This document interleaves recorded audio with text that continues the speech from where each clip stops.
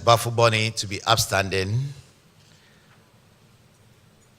and invite His Excellency the President to administer the oath. Mr. President.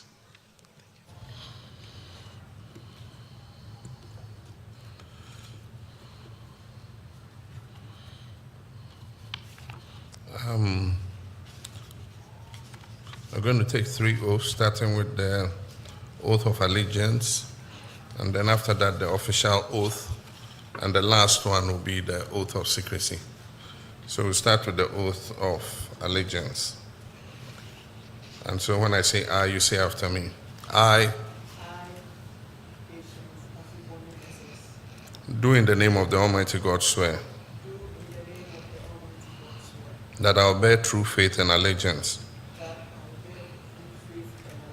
to the Republic of Ghana as by law established, that I will uphold the sovereignty and integrity of Ghana, and that I will preserve, protect, and defend the Constitution of the Republic of Ghana. So help me God. The next one is the official oath. And it follows the same pattern. I, do in the name of the Almighty God swear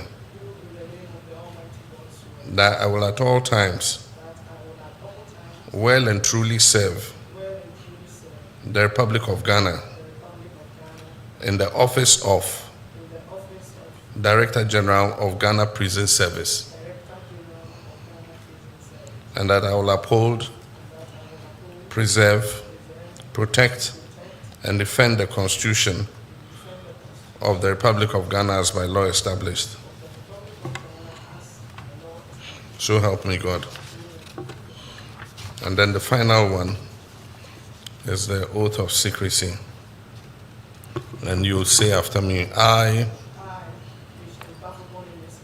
holding the office of Director General of the Ghana Prison Service of the Republic of Ghana, do in the name of the Almighty God swear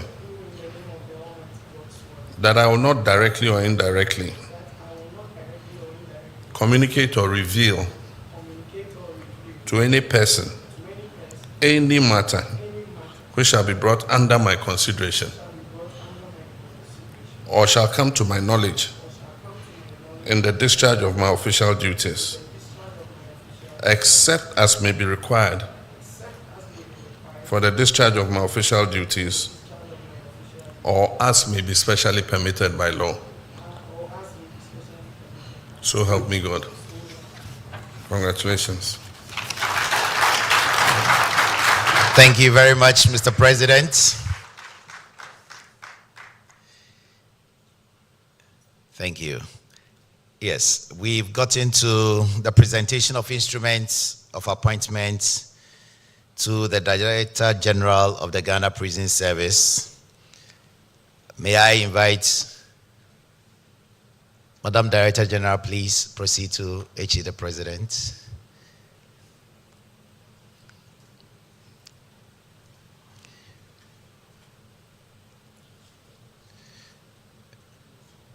A round of applause, please.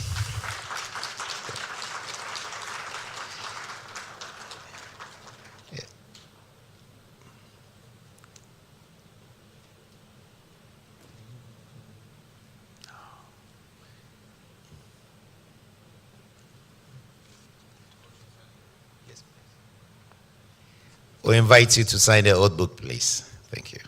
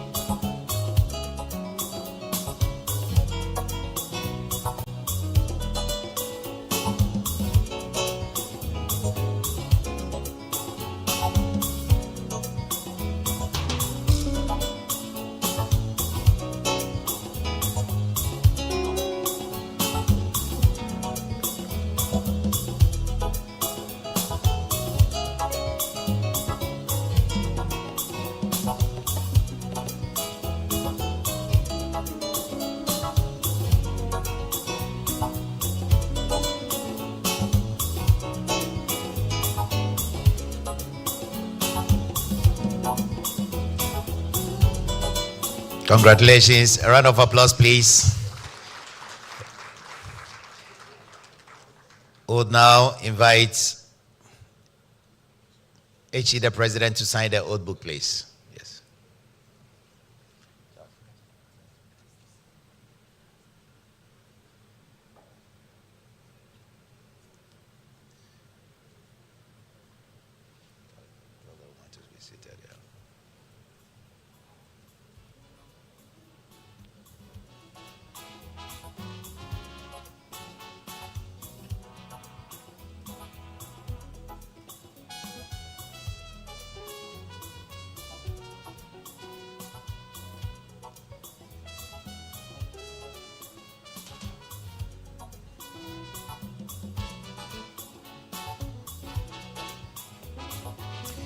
Thank you, Mr. President.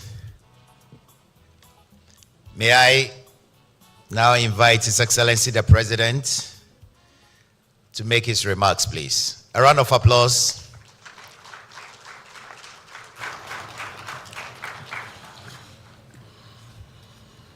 Thank you.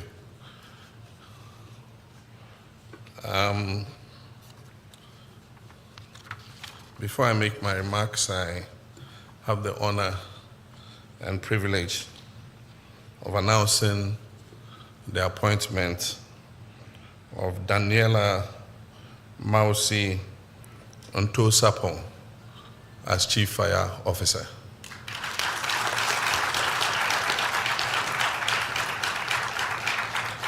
I also have the honor and privilege of appointing Samuel Basentali Amadu as Acting Controller General of the Ghana Immigration Service.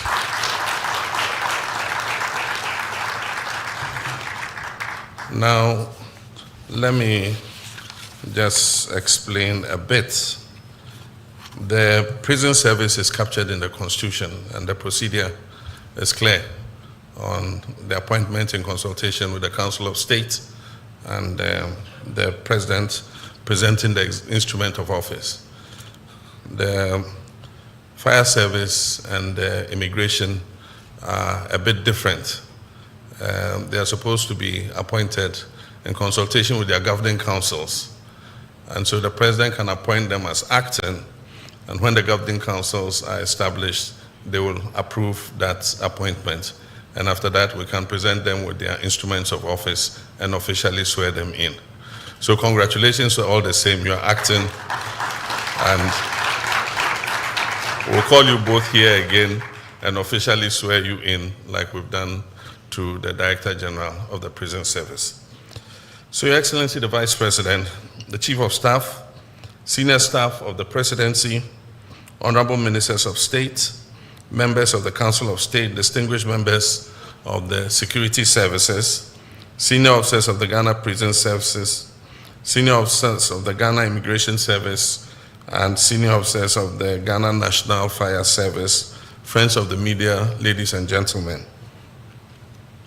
The true strength of any nation is not measured solely by its economy or the efficiency of its institutions, but also by the security and safety of its citizens.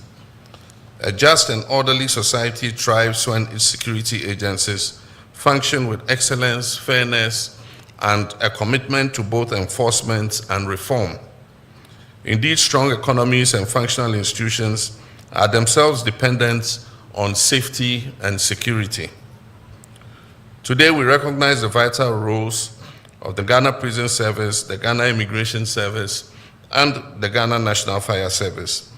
Three institutions that are distinct in their mandates, yet deeply interconnected in their mission to protect lives, to uphold justice, rehabilitation, and maintain public safety and order. It is therefore my honor and solemn duty to swear in the new leadership of the Ghana Prison Service and to officially announce the appointment of the Chief Fire Officer and the Controller General of the Ghana Immigration Service. Their leadership will not only shape the effectiveness of these institutions, but also reinforce our collective vision of a safer, fairer, and more resilient Ghana. Our security agencies are not just enforcers of the law, they are protectors of human dignity, they are facilitators of justice, and guarantors of our national stability. Their work ensures that Ghana remains a nation where people can live without fear, businesses can thrive, and institutions can function effectively. Leadership within our security services is therefore a position of immense responsibility. It requires courage, discipline, respect for human dignity, and a deep commitment to service.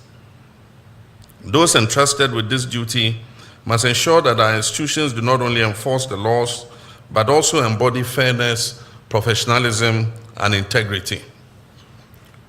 The officer we've sworn in today and those we have appointed into acting positions are not newcomers to their respective agencies. They are seasoned professionals with years of experience, unwavering dedication, and a thorough understanding of the institutions they have now been appointed to head. Through their years of service, they have demonstrated exceptional commitment, discipline, and the ability to sail through complex security and public safety challenges. Their track records speak for themselves, and I have every confidence that they will bring visionary leadership, innovative thinking, and a renewed sense of purpose to their roles. As you assume these high offices, I trust that you will build on past successes and implement much needed reforms, but also inspire those under your command to uphold the highest standards of professionalism and integrity.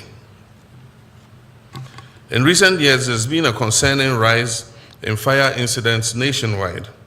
Homes have been reduced to rubble, businesses have been devastated, and essential infrastructure severely damaged. Families have lost their livelihoods, and in some heartbreaking instances, lives have been tragically cut short.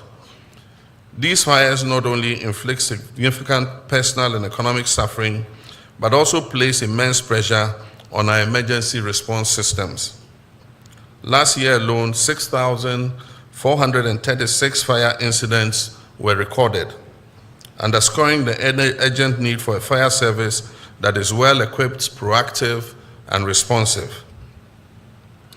And therefore, the Acting Chief Fire Officer, Daniela Mausin Tosapong, as Chief Fire Officer, your leadership must focus on prevention through public education, emergency response readiness, and strict enforcement of fire safety regulations.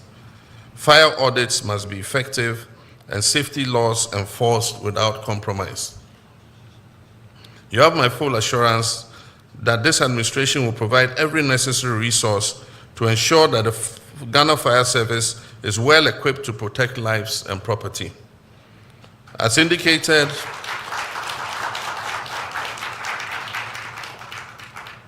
I know the fire service have been crying for that for a long time. As indicated in the 2025 budget, all essential projects will be completed and officer welfare will remain a priority. For our new Director General of Prisons, Patience Bafuboni, your appointment comes at a time when we're committed to modernizing our correctional system. Prisons should not merely be a place of confinement, but institutions for transforming criminals. True justice is not only about punishing wrongdoing, but also about offering a path to redemption.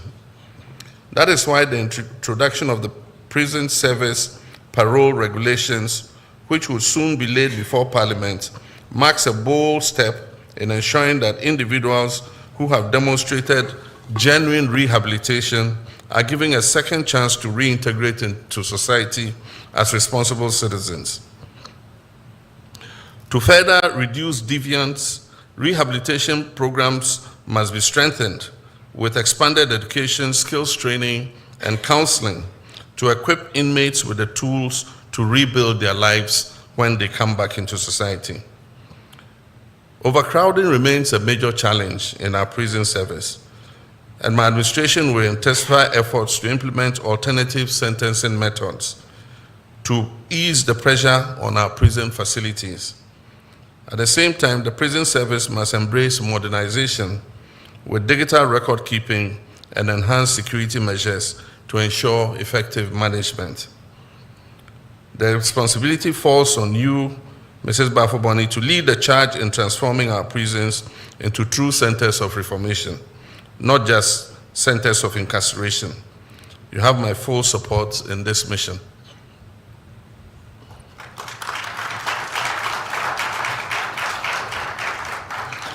For our new Controller General of the Ghana Immigration Service, Samuel Basintale Amadu, you inherit a critical responsibility in securing our borders and protecting our national interest. I charge you to intensify intelligence operations and work closely with other law enforcement agencies to dismantle smuggling, human smuggling networks. Surveillance at all entry and exit points must be strengthened and modernized to detect and prevent illegal activity. Under your leadership, the Immigration Service must accelerate the digitalization of visa processing, permit issuance, and border monitoring to enhance efficiency and security. Additionally, I expect you to deepen interagency collaboration to ensure a coordinated and aggressive crackdown on transnational crimes, particularly drug trafficking. My administration stands fully behind you and will provide the necessary resources to empower the immigration services. I urge you to lead with vigilance, professionalism, and a firm commitment to ensuring our national security. To the gallant officers of the Ghana Prison Service, the Ghana Immigration Service, and the Ghana National Fire Service, you are the backbone of our nation's security, the guardians who stand firm in the face of danger. Your dedication keeps our people safe, keeps our borders secure, and our communities protected. Ghana is grateful for your sacrifice, and my administration will continue to support you in carrying out your duties with dignity and excellence. I urge you to fully comply with your new heads in your continued service to the nation. To the outgoing heads of the Ghana National Fire Service, the Prison Service, and the Immigration Service, who I have already met personally, I have extended my sincere appreciation for their years of service. They have led their institutions with commitment and played a vital role in strengthening the institutions that they have led. I therefore, again, on behalf of the people of Ghana, thank them and wish them well in their next endeavors.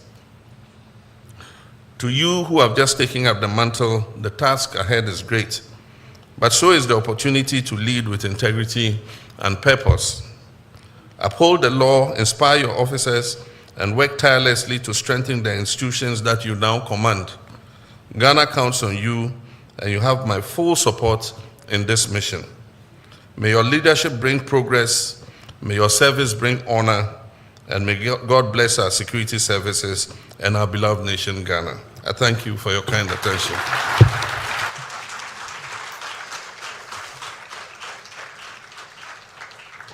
Thank you very much, Mr. President. Please, can we give Mr. President another round of applause, please?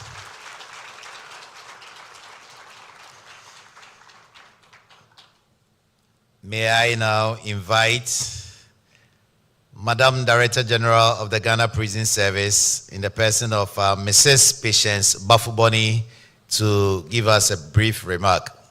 A round of applause, please.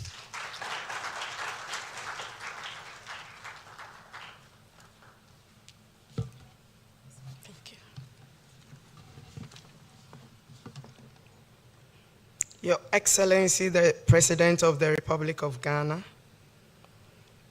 Madam Vice President, and His Lordship Justice Paul Bafuboni, the Chief of Staff, the Ministers of State, senior government officials, directors from the Ghana Prison Service, Ghana National Fire Service, and the Immigration Service, invited guests, ladies and gentlemen, friends of the media. I stand before you today elated but humbled on and on behalf of my colleagues, to say that we are grateful for the appointments made by His Excellency, the President of the Republic of Ghana. This we consider as a significant honor and responsibility, and I am deeply thankful for the trust and confidence reposed in us. I wish to express our heartfelt appreciation to His Excellency, the President, for this remarkable opportunity to serve our nation in these capacities as Director General of Prisons and acting heads of Ghana National Fire Service and the Immigration Service. This government's vision for the progressive and humane prison system inspires us all, and I am committed to working tirelessly to realize this vision and to lead the next phase of modernization and transformation of the Ghana Prison Service, just like my other colleagues from the Ghana National Fire Service and the Immigration Service.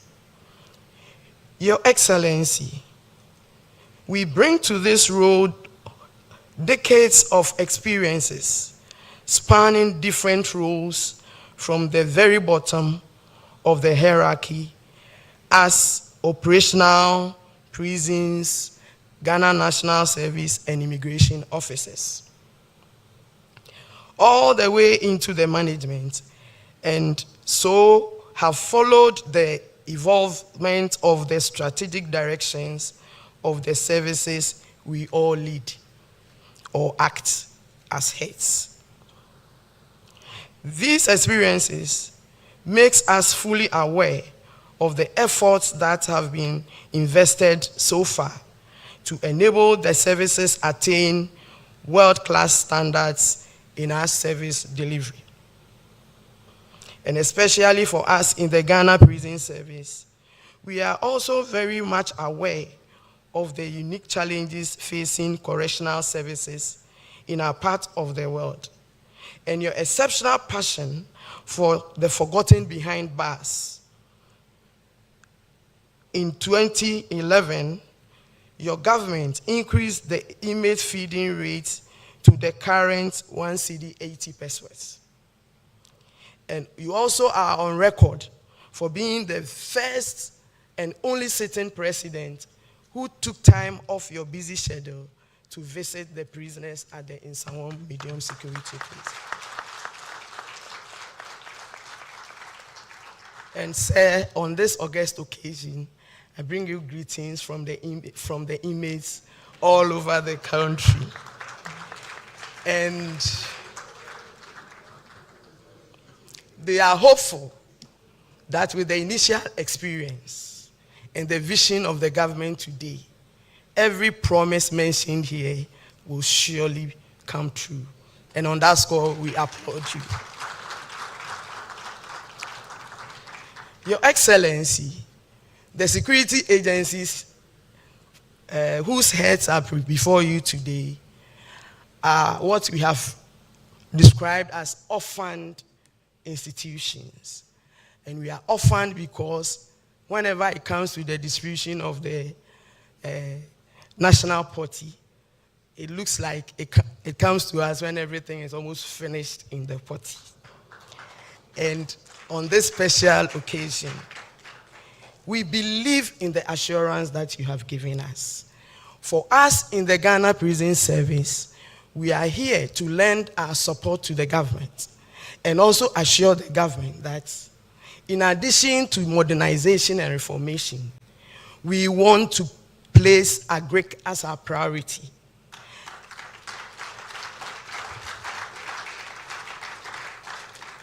Agric as our priority, and to contribute wholly to the food basket and therefore the food security of this nation. And we hope to do this by taking advantage of the many packages that we've made available in the agric, and with particular support to Ghana Prison Service, which we want fenced so that it doesn't mix with our usual budget, and then we move strictly to the agric issues that we have.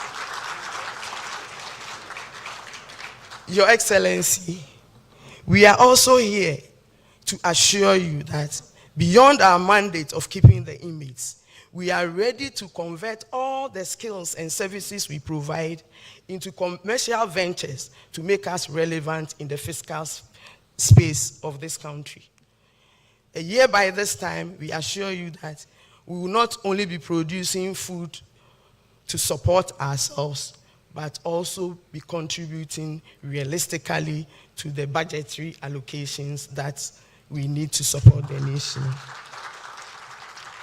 Your Excellency, ladies and gentlemen, I wish to acknowledge the leadership and individual contributions of the immediate past directors and chief fire officers of fire, and then the head of immigration services.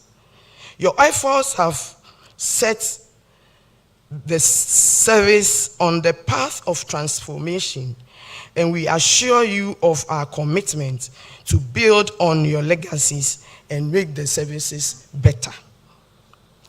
To the men and women of the Ghana Prison Service, Ghana National Fire Service, and the immigration services, we are delighted to lead the team from this point. We promise to be inclusive in all our deliberations, and we also assure you that we will tirelessly ensure that every officer is well-trained, well-equipped, and well-motivated to discharge their duties with integrity and excellence.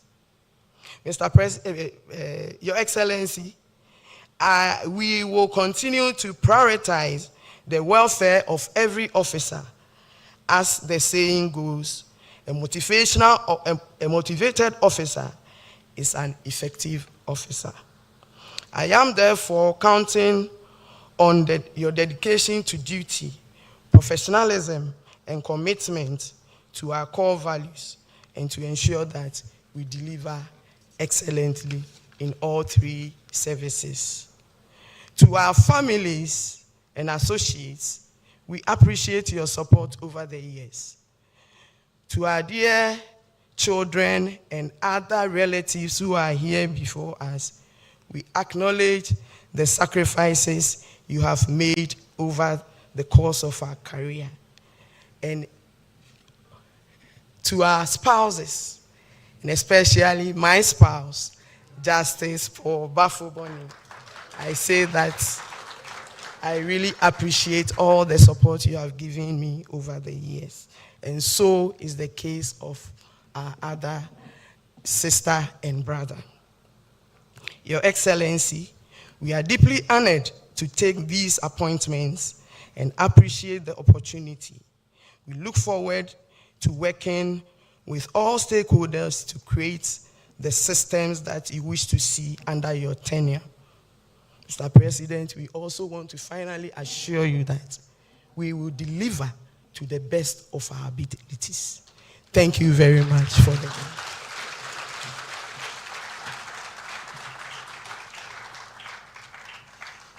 Thank you very much, Madam Director General. Oh, please, a round of applause.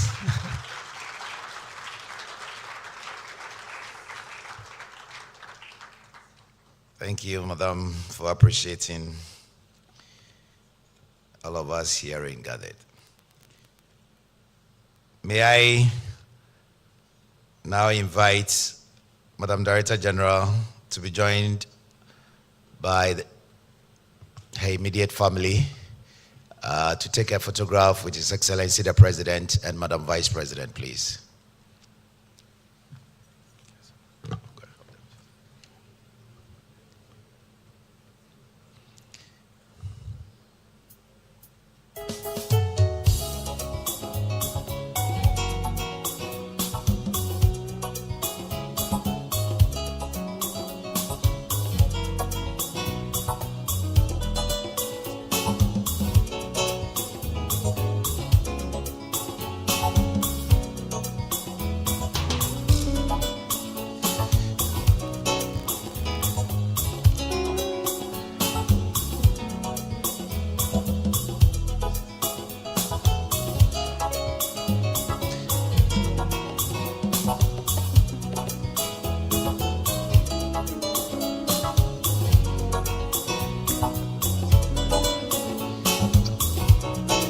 Okay, last one, please.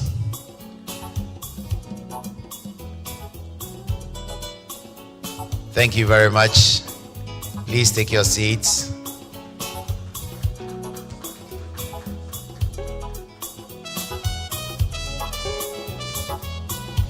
May I please invite senior prison officers here to join in the family photograph, please.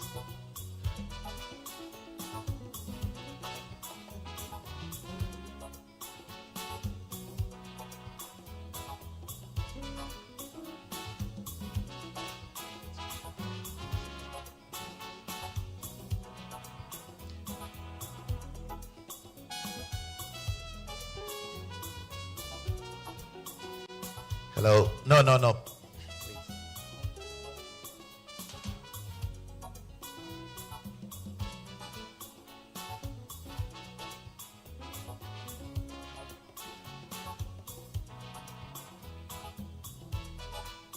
Thank you. Please resume your seats. May I kindly invite senior government officials. Madam Director General, one more please. Senior government officials here, Minister of Interior, Minister of Defense, Honorable Chief of Staff, National Security Advisor.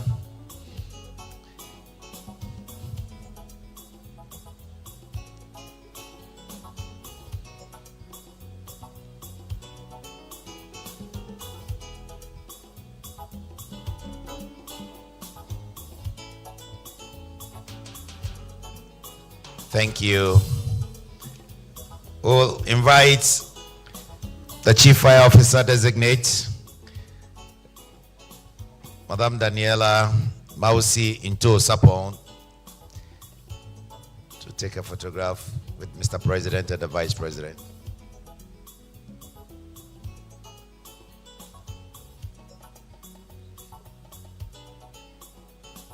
Okay. The acting. Yes, please, the family. If the family is here, kindly join. Acting Chief Fire Officer. Yes.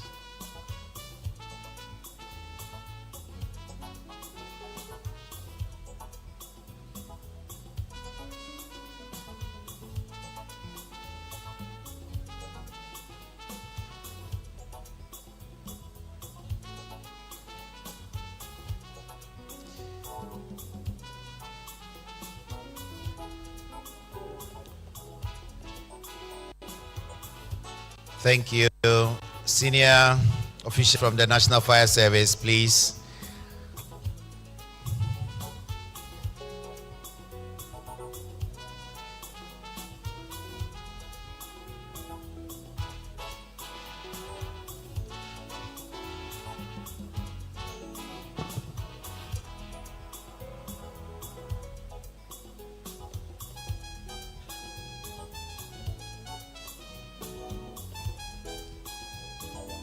Thank you very much. Senior government officials, please. Minister of Interior, Defense, Honorable Chief of Staff, National Security Advisor, yes, Madam Marita Bro. Okay.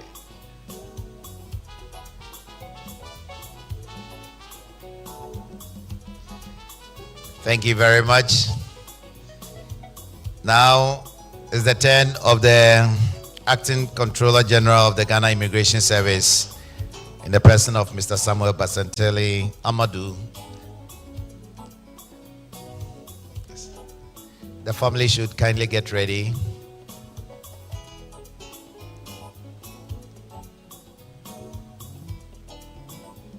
The family, please.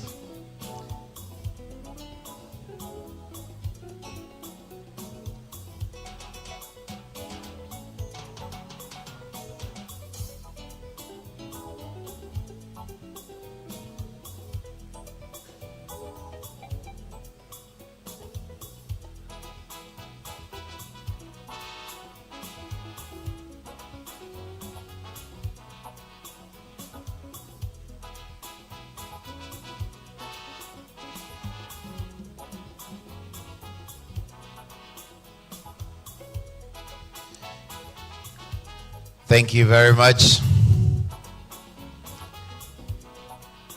Senior officials of the Ghana Immigration Service, please, you are invited to join.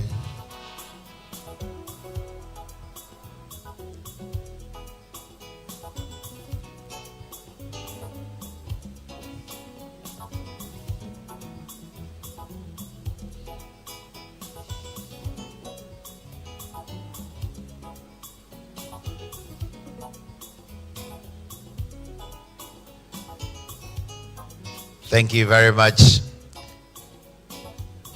May I kindly invite senior government officials.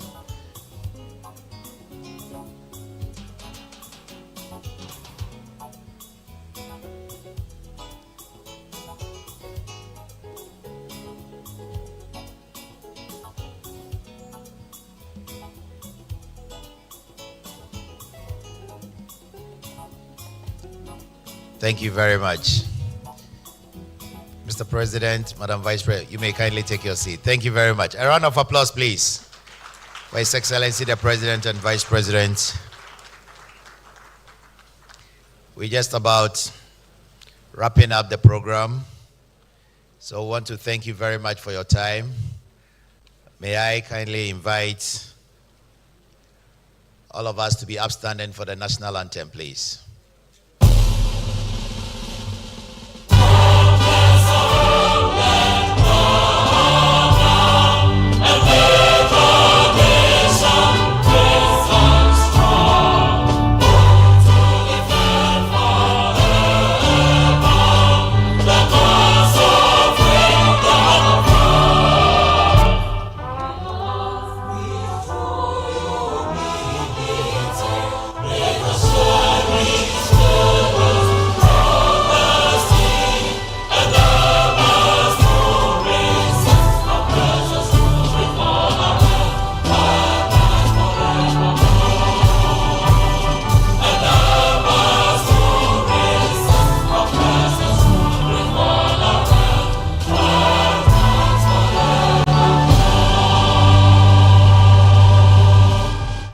Thank you very much. Let's remain standing whilst Mr. President and Madam Vice President take leave of us. Thank you very much for coming. Have a good evening.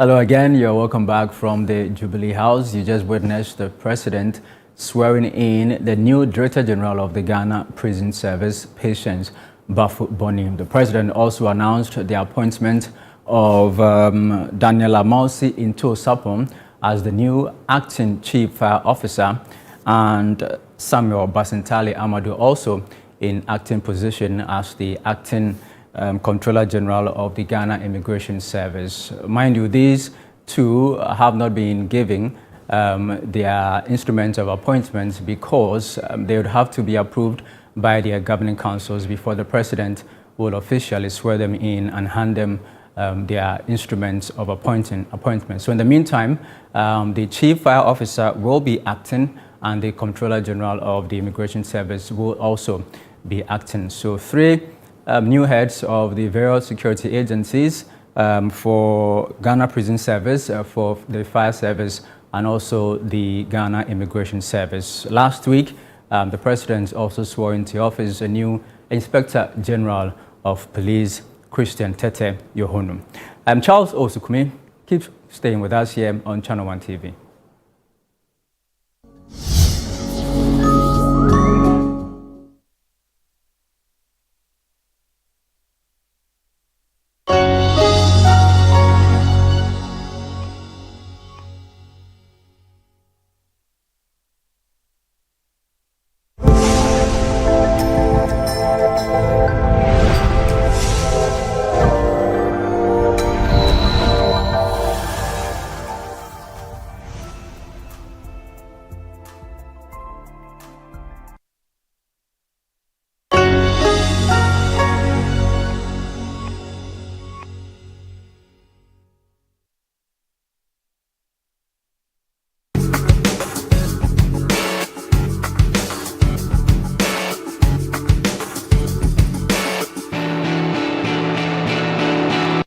Hello, beautiful people. You're welcome to Trending Africa with me, Akol Kumsin. Trending Africa is a show that visits countries in Africa and bring you news from these countries. We'll go for a quick break.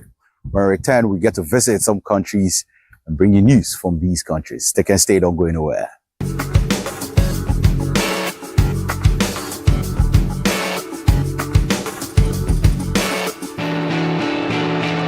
Welcome back to Trending Africa with me, Akol Kumsin. Let's start today's episode off in Uganda, where parliamentary by-elections held in Kawempe North constituency has been won by an opposition leader from the National Unity Platform. Charles Mwangala of Radio City in Uganda has more details in his report. Parliamentary by-elections held in Kawempe North constituency, Kampala City, have been won by an opposition candidate from the National Unity Platform NUP party. Now, the returning officer, Kampala City, Makabai Henry, declared Luyimbazi Elias Nalukola winner with 17,764 votes, beating his competitor from the ruling National Resistance Movement NRM party, who garnered 8,593. The by-election that attracted 10 candidates was characterized by heavy deployment of security forces. I, Makabai Henry, being the returning officer for Kampala City Electoral District, having added up the number of votes cast as recorded on each declaration of results form in accordance with Section 72 of the Parliamentary Elections Act, Cap 177. The number of spoiled ballots were 49.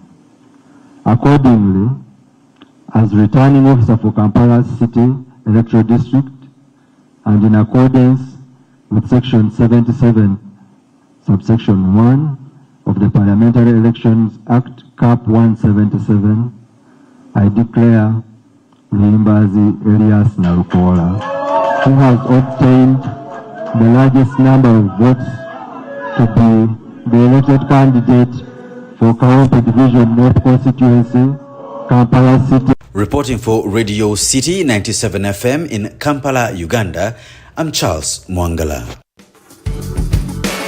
Now let's head over to Nigeria, where the rising cost of cattle in Nigeria is not only affecting livestock traders, but also having a ripple effect on the prices of beef in Nigeria, making it unaffordable for many households to be able to purchase some beef. Trust TV News' Kabir Lawal visited the international livestock market in Abuja to assess the impact of this on market prices. For many Nigerian households, beef is a staple protein source, but soaring cattle prices are making it a luxury. At Day International Livestock Market, sellers say the cost of cattle has surged due to inflation, high transportation costs, and insecurity affecting supply chains. Mohammed Awesu, chairman of the disciplinary committee at the market, stated that medium-sized cows now sell for between 500,000 to 600,000 naira, while large cows range from 500,000 to 2 million naira, a sharp contrast for previous years when fully grown cows cost as low as 150,000 naira. We normally pay 1,000 naira for a cow some years back, but now we pay 20,000 naira per cow, which makes it more worse. And more to the point, drivers bringing them from other states always complain that the roads are also very terrible. As a result, butchers and meat sellers are forced to increase beef prices, reducing the quantity customers can afford. Aderoju Adewale, secretary of the livestock market, noted that just a year ago, they sold up to 15 cows per day, but now demand has dropped drastically due to the high cost. Presently, we have low turnouts. We don't have much sales like we used to have before. And it's as a result of, before you see people trooping in, getting cow, people are sharing, but now the market as in the purchasing power of people has actually reduced. The major problem is because probably as a result of the increment in fuel, we realize that the prices of animals to increase, and it's somehow affecting people. Consumers like Osita Unwosu, who previously bought 2 medium-sized cows for household consumption and festivities, now settle for one due to price hikes. Meanwhile, low-income families are cutting back on beef consumption, turning to alternative protein sources like fish, chicken, or even reducing their meat intake entirely. It's just a matter of bargain. When I came, I had to check some other places. So when I came, we started with 900. From 900, we started beating down, bargaining to 780. 780,000. Yeah. Abubakar Mustafa, a resident of Abuja, urged the government to intervene, saying the rising cost of food is worsening the economic hardship for many Nigerians. We know that government is trying. Government is really trying. But we are still praying to God Almighty to talk to their hearts, to consider the poor masses, so that everything will become so affordable. The impact is already being felt at local markets, with beef sellers struggling to retain customers as many households can no longer afford their usual portions. Experts wondered if the trend continues, protein deficiency and malnutrition could rise, particularly among low-income earner families. Some of the factors that make cattle more expensive in Nigeria includes the breed, the location of purchase, and the cost of rearing of the cow. The cows that are meant for meat are often more expensive than those reared for meat production. Kabir Lawan, Trust TV News, Abuja.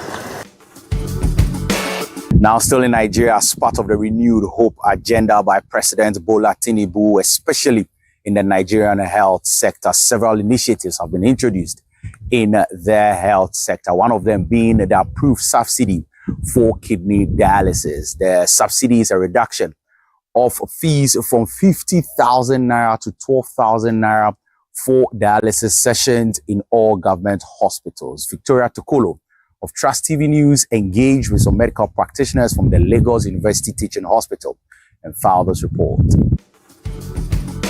The cost of kidney dialysis is quite high, not just in Nigeria but globally, as patients often pay out of pocket to enable them access dialysis treatment. While some may start dialysis, after a few sections, they are unable to pay for further sections, and that ultimately results in loss of lives.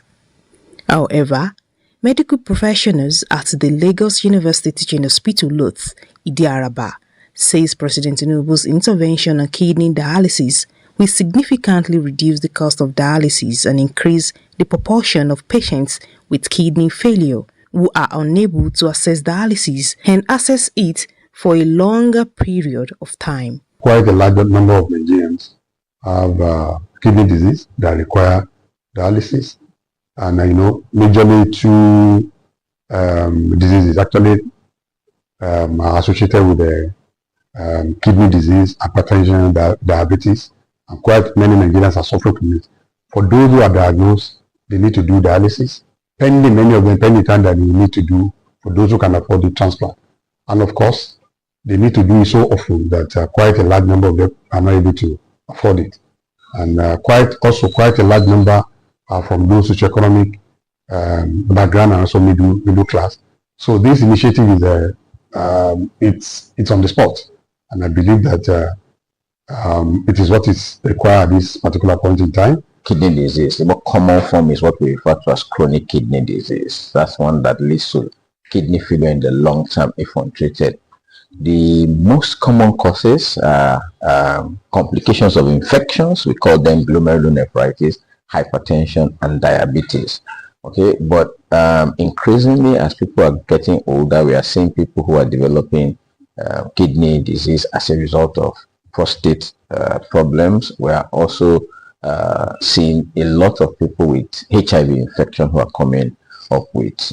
The Lagos University Teaching Hospital Luth has its dialysis center facilities in the Lion Isiaq Olushola Dada building. The ground floor accommodates the dialysis center, which is equipped with 16 dialysis machines and is currently providing treatments for all patients that are in need of dialysis.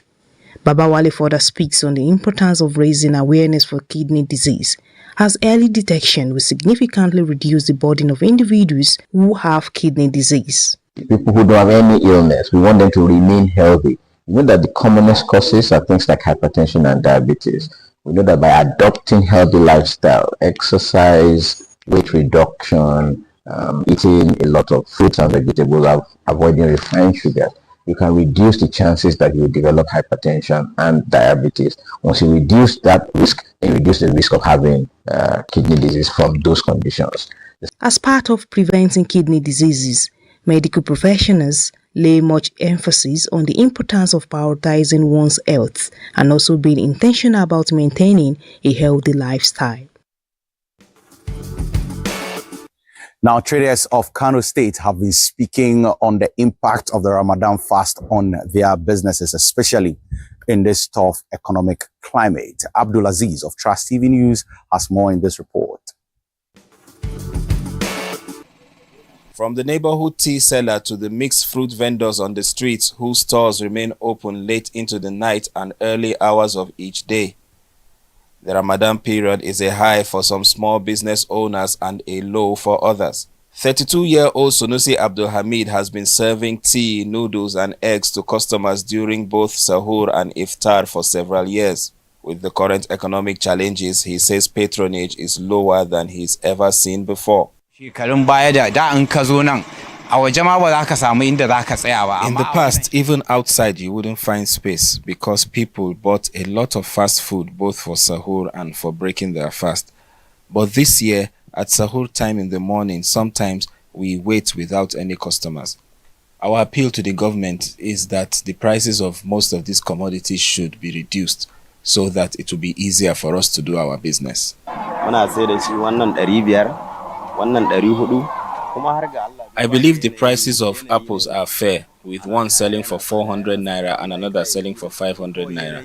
However, people don't have money, which is why they can't buy. While some complain of sluggish sales, others are seeing an increase in demand for Ramadan-related foods. Idris Muhammad, who spoke on how he improved his mixed fruit business, says he spends more to prepare the package, but he is able to meet up in profit due to increased patronage. We add a lot of ingredients that we left out before fasting due to the hike in prices. So our profit on each sale is not much, but people seem to love it and we sell a lot at Iftar time. While some are able to make adjustments, many small business owners are struggling with reduced patronage due to the rising cost of living. Dahiru Musa is one of those traders who says he has used up part of his capital for daily expenses, while others have been forced to shut down entirely. Sincerely, this year there has been low patronage and we don't have as much capital as we did last year. In the past, during fasting, I could sell up to 2 to 3 bags in a day. But now, even the little I'm able to display doesn't attract many buyers. Whatever the government can do for us, in all fairness, they should, as we need capital. As plantain sellers, we had to reduce the prices as much as possible because people buy a lot during this period. But there isn't much money in circulation. We don't make as much profit as we should. As the holy month progresses, businesses will continue to navigate these challenges. Small business owners say they need long-term solutions, including access to financial support and policies that ease the cost of doing business. Abdulaziz Ibrahim, Trust TV News, Kano. You're still watching Trending Africa with me, Akol Kunsu. We'll go for a quick break and return. We head over to Ghana, bring you news from Ghana as well.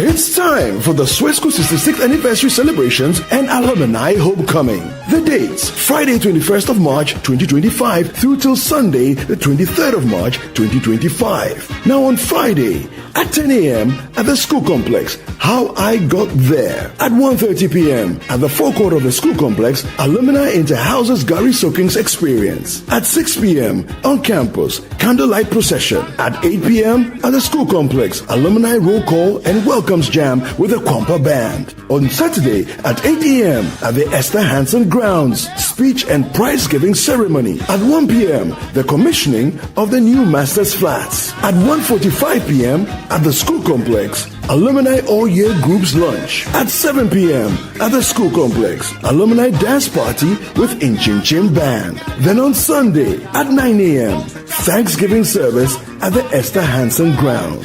It's the 66th anniversary celebrations and alumni homecoming of Swesco. Semper Cum Optimus. Always with the best.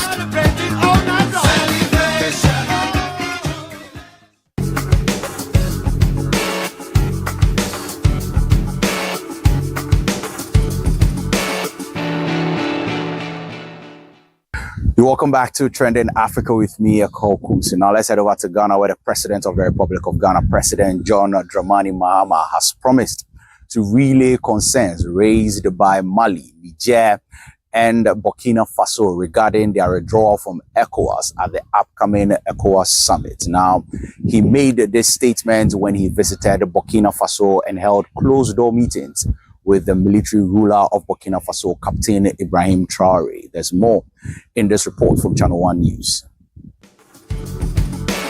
President Mahama's good neighborliness tour took him to 3 countries, Niger, Mali, and Burkina Faso. On Monday, he was warmly welcomed in Burkina Faso, where he held bilateral talks with the country's leader, Captain Ibrahim Traore. The discussions primarily focused on Burkina Faso's exit from ECOWAS and the broader implications for regional stability. Burkina Faso and Ghana are the same, so I don't need any reason to come. I can come anytime I want. But by African tradition, we know that if your brother does you a favor, the next morning you have to come and say thank you. We had elections last year in Ghana, and I was elected the president, and I sent an invitation to my brother to come and attend my investiture, and he left everything he was doing and came to the investiture. And so when he was leaving, I told him I'll come and say thank you. We've discussed the issue of AES and ECOWAS, and I've got new perspectives about the concerns that the 3 countries have in respect of their relations with ECOWAS. And so I assured Mr. President that at the next ECOWAS meeting, I would pass on what they have explained to me to the other leaders. I think there's a breakdown of trust amongst the leadership. It will take time to rebuild it, but we have to work on it so that we restore trust and confidence with each other so that we can work together, you know, even if we are not part of the same regional body. President Mahama also spoke about the possibility of a direct flight between Accra and Ouagadougou. We're also looking at a possible direct flight from Accra to Ouagadougou at least once a day. There's an airline in Ghana that wants to start that flight, and then also how we can increase the supply of power to Burkina Faso, electricity exports to Burkina Faso, and also the transit corridor for petroleum products. And still in Ghana, the Minister of Finance, Dr. Kisil Atto-Forson, has presented the 2025 budget and appropriations to the Parliament of Ghana. Key highlights within the Parliament were the cancellation of some major taxes, including the e-levy, the emissions tax, and also betting tax. Channel One News' parliamentary correspondent, Ni Ayikwe Okain, was in Parliament and filed this report. The Channel One newsroom is in Parliament today because it is Budget Day. President Mahama, through his Finance Minister, Dr. Kisil Atto-Forson, has just presented his first major economic policy to the people's representatives, that is Parliament, here today. The President has already told the nation that he inherited a criminally managed economy by the previous administration. So there has been a lot of anticipation for this very budget. Now, I checked social media a few moments ago, and there was a lot of joy on there because the finance minister has assured Parliament that the e-levy, betting tax, and other taxes processes have now been initiated to repeal these taxes. Now, so what else was contained in this budget that the finance minister has just presented to Parliament? Well, our parliamentary correspondent, Ni Ayukwe Okain, sat through that presentation, and he has all the details from the minister's presentation and other reactions from Parliament.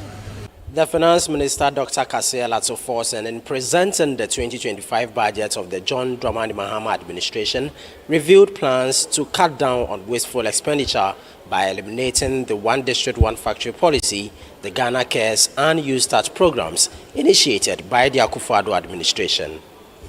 Right, Honorable Speaker, we will cut waste, and we will cut it very deep.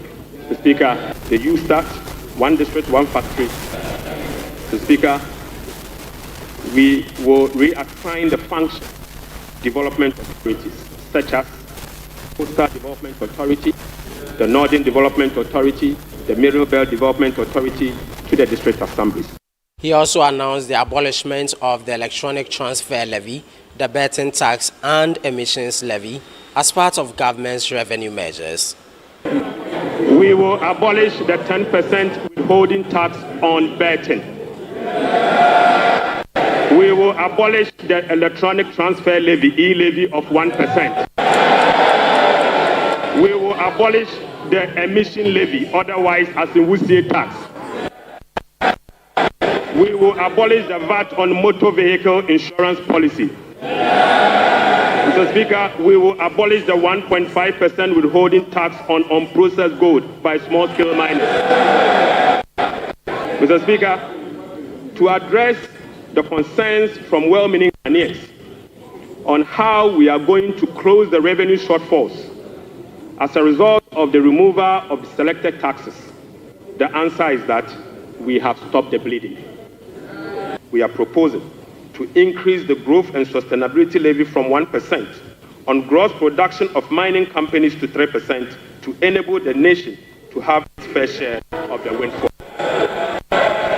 Head of the IMF Technical Assistance Mission, I will inaugurate a VAT reform task force to hold broad consultation with key stakeholders for their input.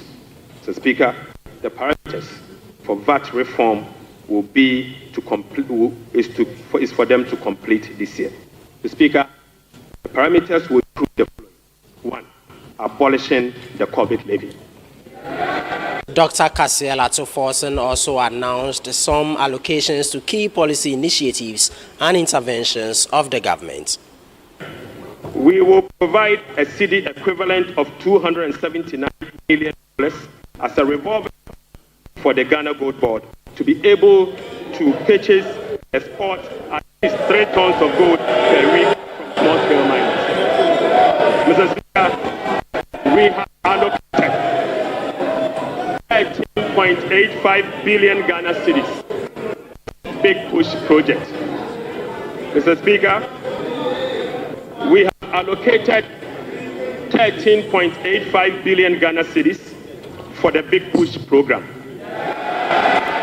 Mr. Speaker, an amount of 499.8 million Ghana cedis has been allocated for the non-academic fee policy for all first-year students in public sector under the No Fee Stress initiative.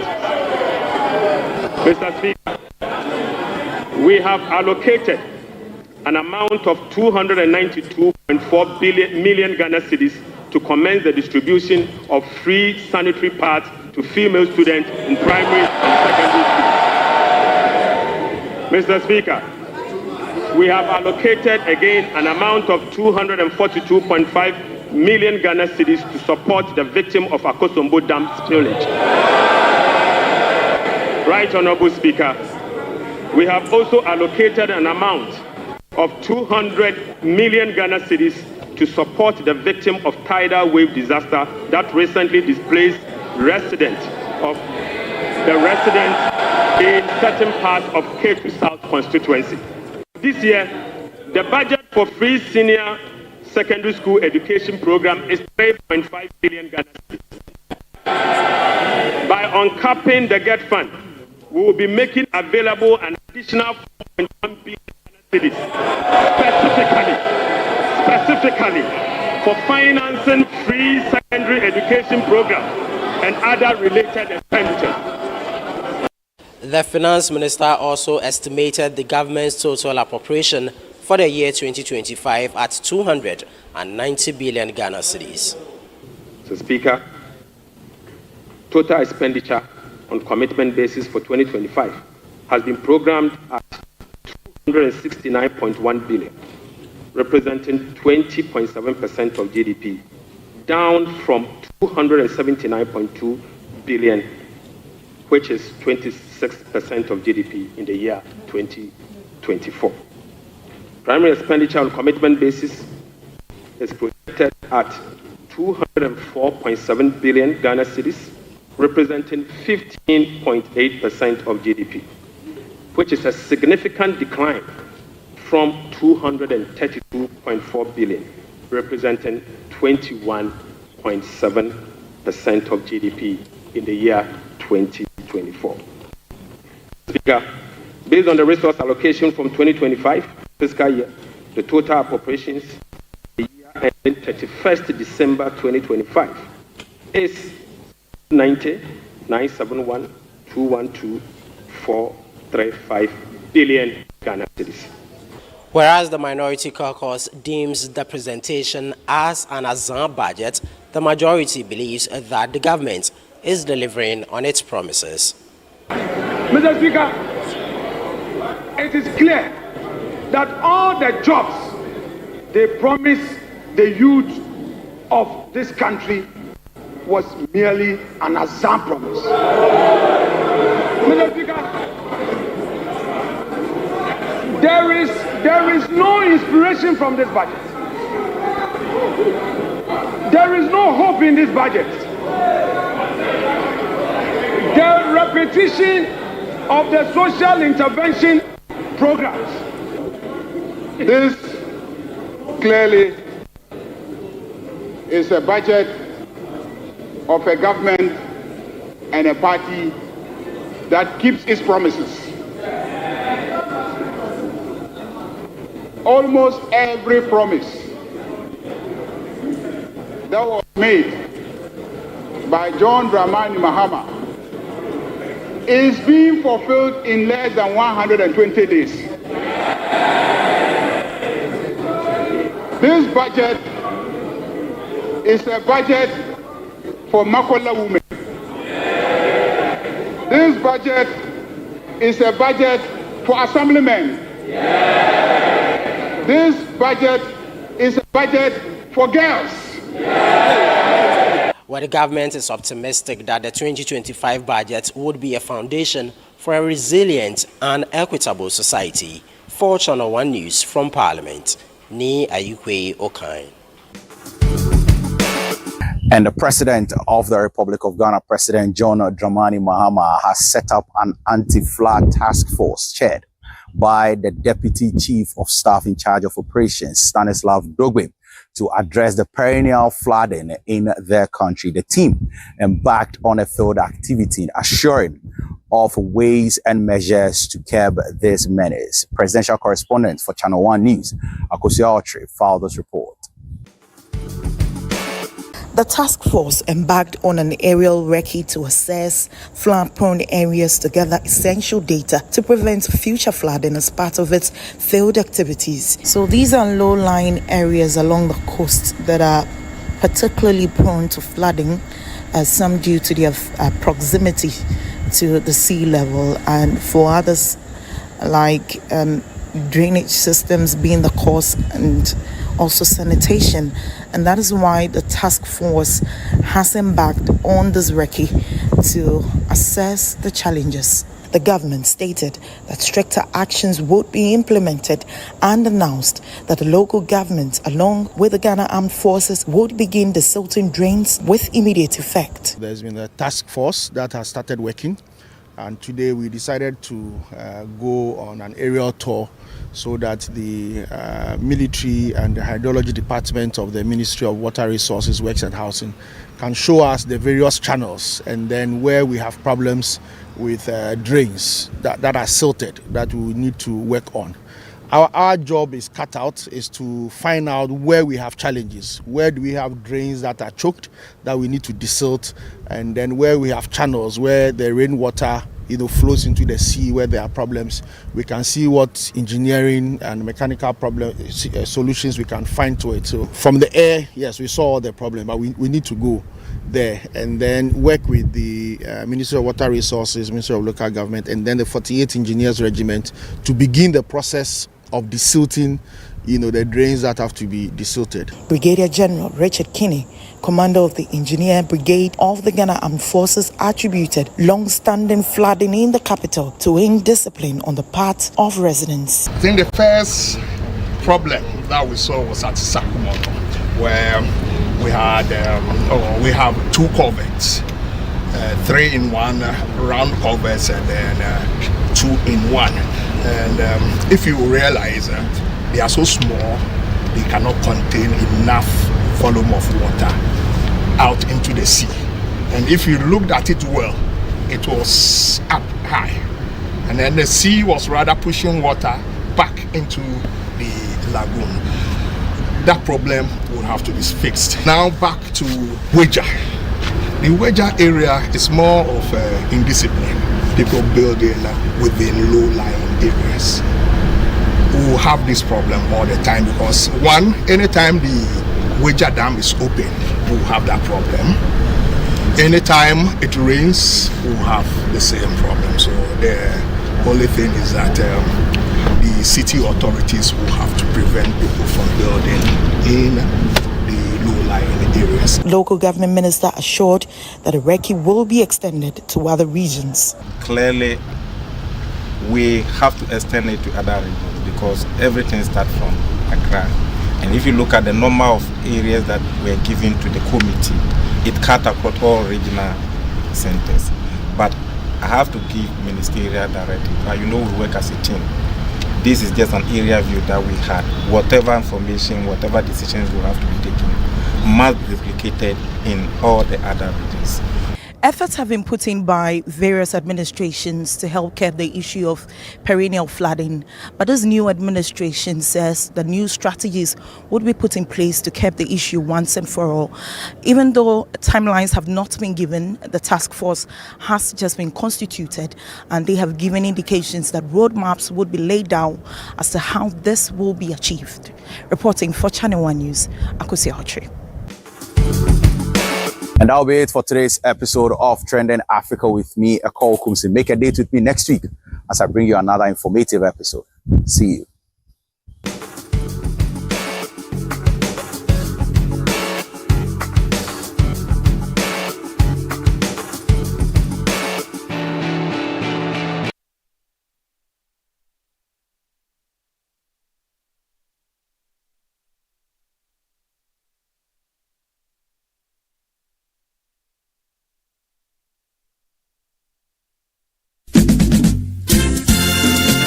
This year, something magical is happening. A celebration of tradition, flavor, and community. Welcome to the Back to Your Village Food Festival 2025. Taste the heart of your heritage with mouth-watering dishes from across the country like Ademe with Akple, Tozafi with Ayoyo soup, Kokonte, Apopranta, Rerenkwine, and many more. From rich spices to sweet treats, it's a journey for your senses. We're taking you back to your village. Oh yes, let's recreate our age-old recipes. But it's not just about food, We're celebrating culture, connecting with family, and making memories that last a lifetime.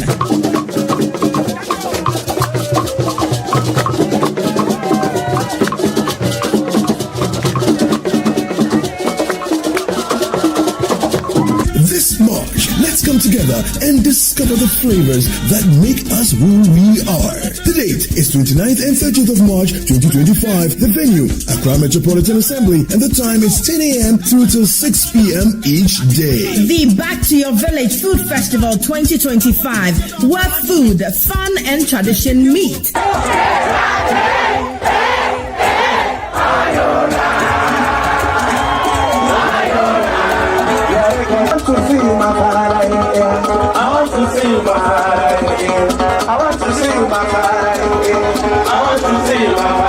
See you there. Interested vendors should call 0558-973-973 or 0205-973-973 to register. The Back to Your Village Food Festival 2025 is powered by Channel 1 TV with support from 97.3 City FM and is proudly sponsored by Gino, Koa Natural Cocoa Fruit Juice, and Pan African Savings and Loans.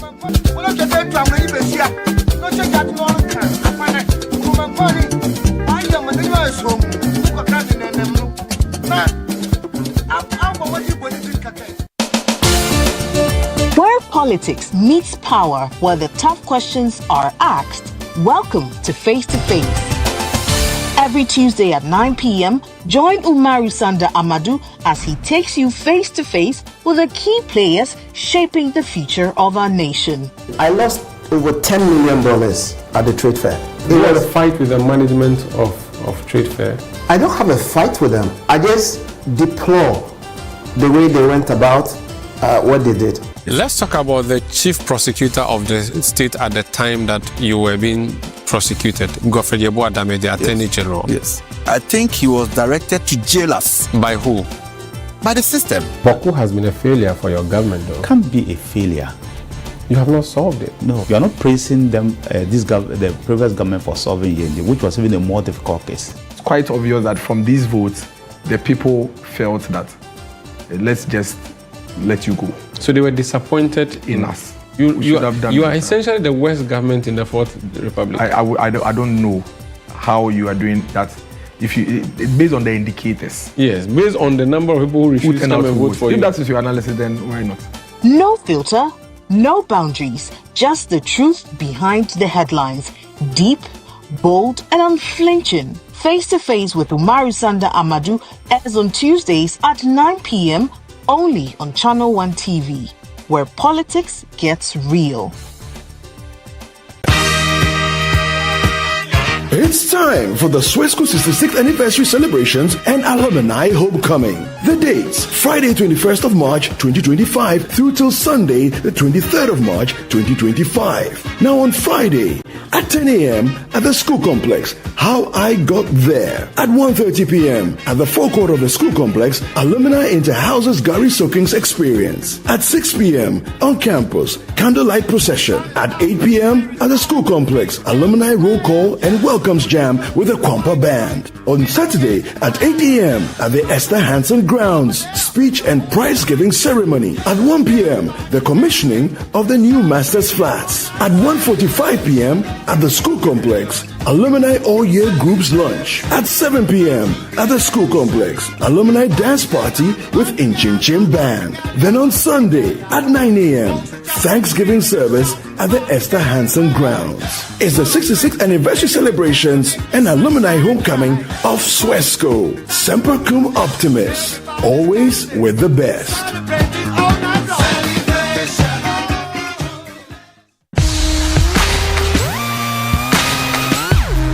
Looking for the latest buzz in Ghana's entertainment world? Welcome to Ghana Weekend, your ultimate destination for all things creativity and entertainment. Stay in the loop with breaking news, exclusive interviews, and then insider stories from your favorite creatives and stars. From music, movies, fashion and art, lifestyle and culture, Ghana Weekend brings it all together. Get a daily dose of entertainment, discover new talents, and never miss out on the creativity that defines our vibrant culture.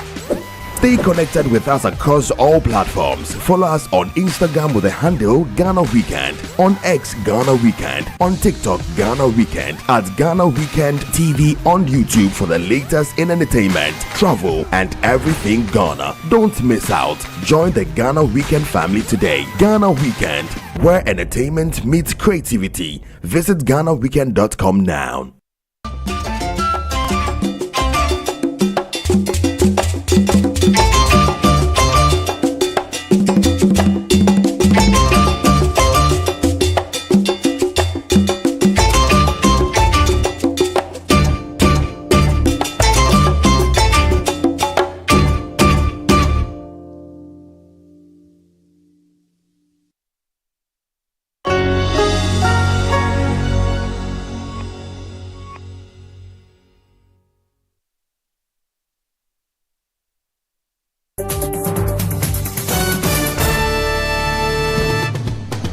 This week on Healthy Living, we look at assistive technology that helps millions of people around the world navigate day-to-day life. A young Malawian inventor has developed a wearable device to help visually impaired individuals navigate obstacles.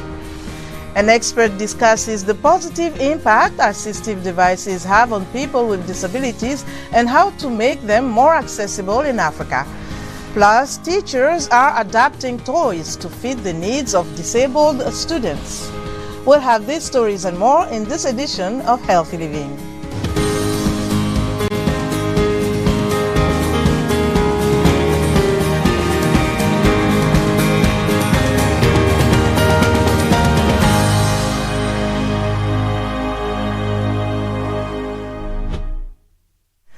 Hello, I'm Lina Khmudu. Thank you for joining us for another edition of Healthy Living.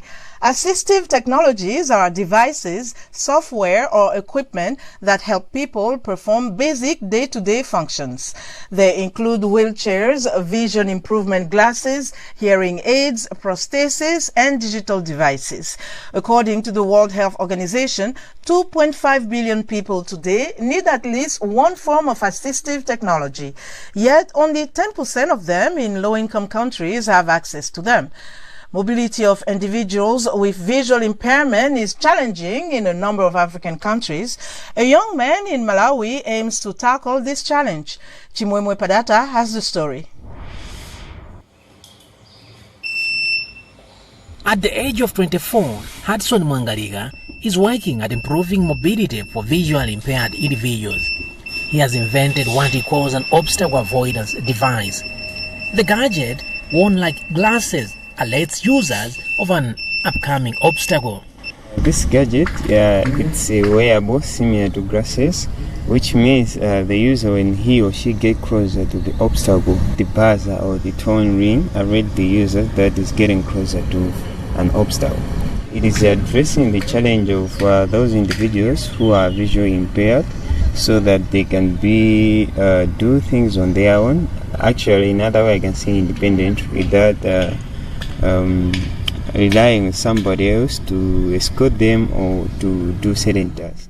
Hudson says the users will interact with the gadget through voice commands after he completes upgrading its system. We have some cameras which would be able to integrate to a better vision. Also, it will be an interactive system, which means the user can be interacting with it. Stella Jinandale lost her sight at the age of 4. The now 43-year-old mother of 2 says assistive devices like the obstacle avoidance gadget would be a life-changing event.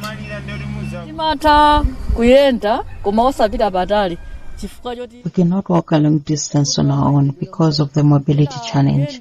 We normally hit things ahead of us, and some people end up hitting us. This gadget is good, as it will alert us of an impending obstacle, and this will build our independence. Malawi Union of the Blind, an advocacy organization of the visually impaired, agrees with Stella. It's Malawi and it has to be readily available to Malawians. Secondly, it's again for government and even the corporate world as well to make sure that this thing reach as many people as possible. So subsidizing on the purchase, or even really outright buying of the thing is crucial, because obviously he's made an innovation. Yes, on a humanitarian ground, but obviously we have to honor that talent, and that is in form of money. The Department of Disability and Elderly Affairs says the device is in line with the Persons with Disability Act of 2024, which recognizes the right of persons with disabilities to access technologies like the obstacle avoidance gadget. Before its certification, the device will go through an assessment process for quality control, the ministry indicates. Chimwemwe Padata, VOA News, Blantyre, Malawi. Dr. Cyprian Ntomoka is an ophthalmologist and head of CCBRT Hospital in Dar es Salaam, Tanzania. It discusses how these specialized devices are helping people who need them and how to make them more accessible in Africa. Assistive technologies, these are tools or gadgets that are used to support, to help individuals who are visually impaired to either access their needs on daily basis, or at least improve the quality of life. Glasses is one of the commonest assistive technology used. Of course, there are others also depending on the level of visual impairment, because one can present with moderate visual impairment, severe visual impairment, and some others they present also with blindness. Now, if you speak of glasses, you are more speaking or concentrating more on the moderate visual impairment. And then in Africa or in Tanzania, I think, as you said, this is the commonest assistive device that people use, because I bet almost over 90% of our people, they present to us with moderate visual loss. I think the number one main challenge that most people who need assistive technology or glasses is ignorance. They count, someone with a visual impairment as they are disabled, and they don't want to look disabled, and therefore they don't want to put on spectacles. But of course, the second challenge that we are having is availability of quality spectacles. In Africa or in Tanzania, we have a lot of much bright light, and therefore the lenses should have the capability of blocking some UV light, and of course giving comfortability to our patients. The approach that may be used really to help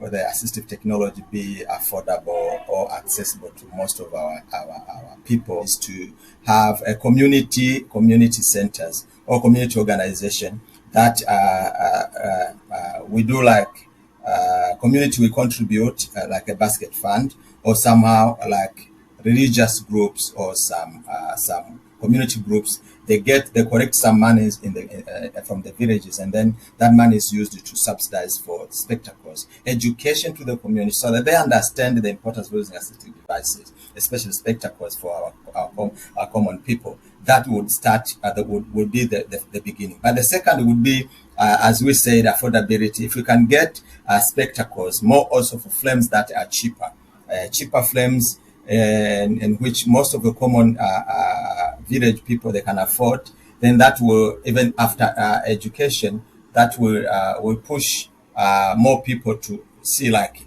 I have to use specs because, by the way, it is affordable, and I've already got education. I know the importance of specs. So affordability and, of course, education. These are the two things that I would advise the government and whoever wants to promote assistive devices in Tanzania to start with. A young child has died of the Ebola virus in Uganda, the second victim of an outbreak that was announced in late January, according to Uganda's health ministry. The child, a resident of Kampala, was linked to the primary cluster. Health authorities have confirmed 10 cases of the Sudan Ebola strain, including a nurse at Mulago National Referral Hospital who also succumbed to the virus. Authorities had previously stated the outbreak was contained after 8 of the people known to be infected had received treatment and recovered. Meanwhile, in the western province of Equateur, in the DRC, nearly 1,100 cases of an unexplained illness that has caused 60 deaths have raised alarm. The World Health Organization and local authorities suspect poisoning linked to a local water source. Investigations are ongoing with tests ruling out hemorrhagic fevers like Ebola and Marburg. An estimated 9 million Nigerians are deaf or have hearing impairments. Many face discrimination that limits their access to education and employment. But one initiative is working to change that, empowering deaf people with tech skills to improve their career prospects. Timothy Obiezu reports from Abuja. This may look like a regular classroom, but here, assistive technology such as real-time captions and sign language is the primary mode of instruction. 3 years ago, Dr. Rowella Yola launched the Deaf in Tech initiative to equip deaf individuals with in-demand tech skills, including data analysis, Python programming, software development, and web design. Tech is a leveler, and providing tech skills empowers the deaf person to be able to do more, to be able to work, to be more visible for employment. Deaf in Tech also partners with companies to connect students with job opportunities. Nigeria is home to an estimated 25 million people with disabilities, including the 9 million with hearing difficulties. A survey by a disability rights group, the Inclusive Friends Association, found that 90% of Nigerians with disabilities face systemic exclusion from education, technology, and employment, leaving them economically disadvantaged. This is despite Nigeria's 2019 National Disability Act, which was designed to promote inclusion. Victor Oricha, a computer science graduate, joined Deaf in Tech last year and now works as an instructor. Here, the access is there. There's a sign language interpreter, so everyone, even the staffs here, some of them want that language and they could communicate with me. So I felt very welcome. For students like Veronica Sunday, the goal is to use their new skills to secure high-paying jobs. If I can get a job, of course, I don't mind. Also, it's technology-based knowledge, so I can use it to work in a tech field or use it to also sell my businesses. To expand access to training, Ayola launched an online learning platform called Deaf Learn, inspired by platforms like Udemy and Coursera. With more funding, he hopes to extend the Deaf in Tech initiative to Lagos, Ghana, and Rwanda this year. As Nigeria's tech sector booms, initiatives like Deaf in Tech are breaking down barriers and challenging stereotypes about disability, one deaf professional at a time. Timothy Obiezu, VOA News, Abuja, Nigeria. Not all kids can play with conventional toys. At a school in New York, teachers are taking off the shelf toys and adapt them, making them easier for disabled students to enjoy. Tina Train reports. A little bit. This little piggy runs on batteries, but it has something else others don't. A motion sensor that lets you control it with the wave of your hand. Jesse Simon added the sensor. He's an occupational therapist at the International Academy of Hope, or iHope, in New York. Simon rewired the pig for students here, all of whom have brain injuries. A lot of them might have limited control over their bodies or, reduced muscle strength, and it might be difficult for them to participate using their hands, using their body in the same way that, a typical person would.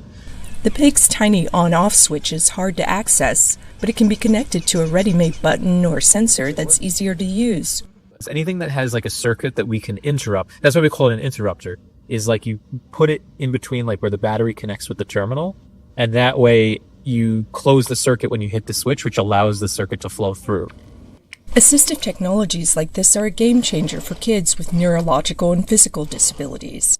It's like the keys to the city. It allows them to do things they couldn't do before. It takes them out of the passenger seat and puts them in the driver's seat, and it gives them some control over their life and their ability to communicate and learn.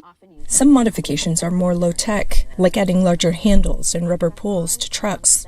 For a lot of our students who grasping is a little bit harder, hooking a finger or hooking another body part just might be easier. A seemingly trivial prank that also gives students the power of play. Tina Trin, VOA News, New York. That's our show for today. For more health news, wellness tips, and medical breakthroughs, stay connected to Voice of America at voaafrica.com. You can follow me on X at Linor Mudu. Until next time, stay well and strive to make every day a healthy day.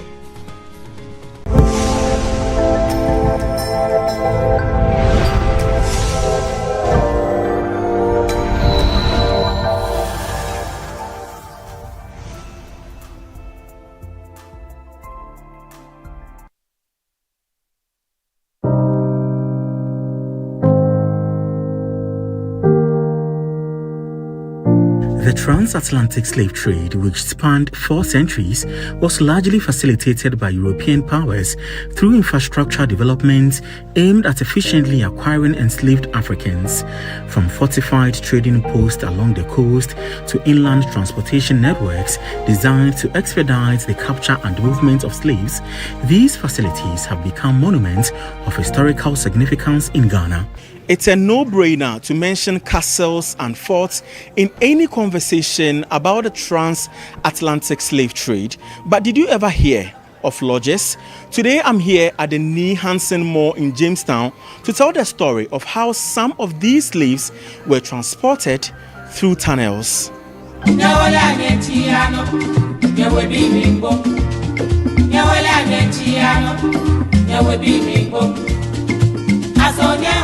Master Hansen, as he was affectionately called, was a Danish slave merchant who operated in British-controlled Jamestown, Accra during the transatlantic slave trade.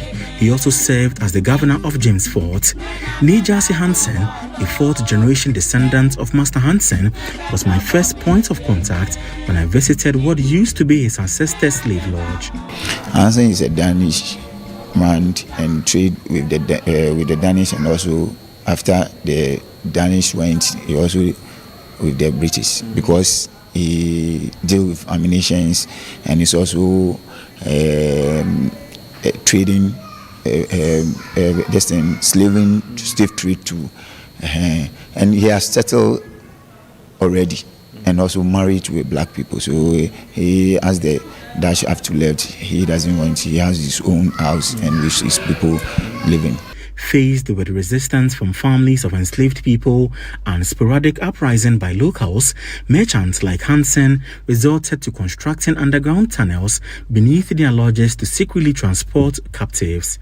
The house was basically his lodge where he kept his slaves and also take them out, and that is how come he was able to put up his own tunnel that links to the fort, so that at least when he's doing his trade, he knows that, okay, if I'm in the fort and I have 50 people in here, they will just walk down the... 50, if I say 50... slaves, yes. Definitely they are slaves. Yes. Well, this square-like structure you are seeing is an entry point to one of the many tunnels that connected to the James Fort.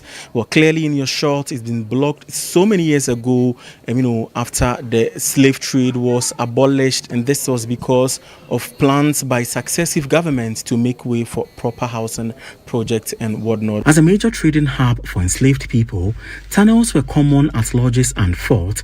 Just a short distance from the Nee Hansen Lodge, I visited the only slave tunnel in Jamestown that remains unblocked. But before entering, I got a glimpse of another significant structure, the documentation office, where ships were registered for the transportation of enslaved Africans. And this building is also a very important one as well. So Elder Dempster was a shipping line, so they do most of the shipping transactions. It got to a point the British wanted to opt out because they thought business was not brisk anymore because the slave trade had been abolished. But some individual merchants decided that no, you can't opt out. This is the best place to be. And they wanted to expand their infrastructure in terms of telegraph lines. So those private individuals paid part of the construction of the telegraph lines, and that is how come telegraph was laid into this particular structure, and then they did all the telegraph communication from here.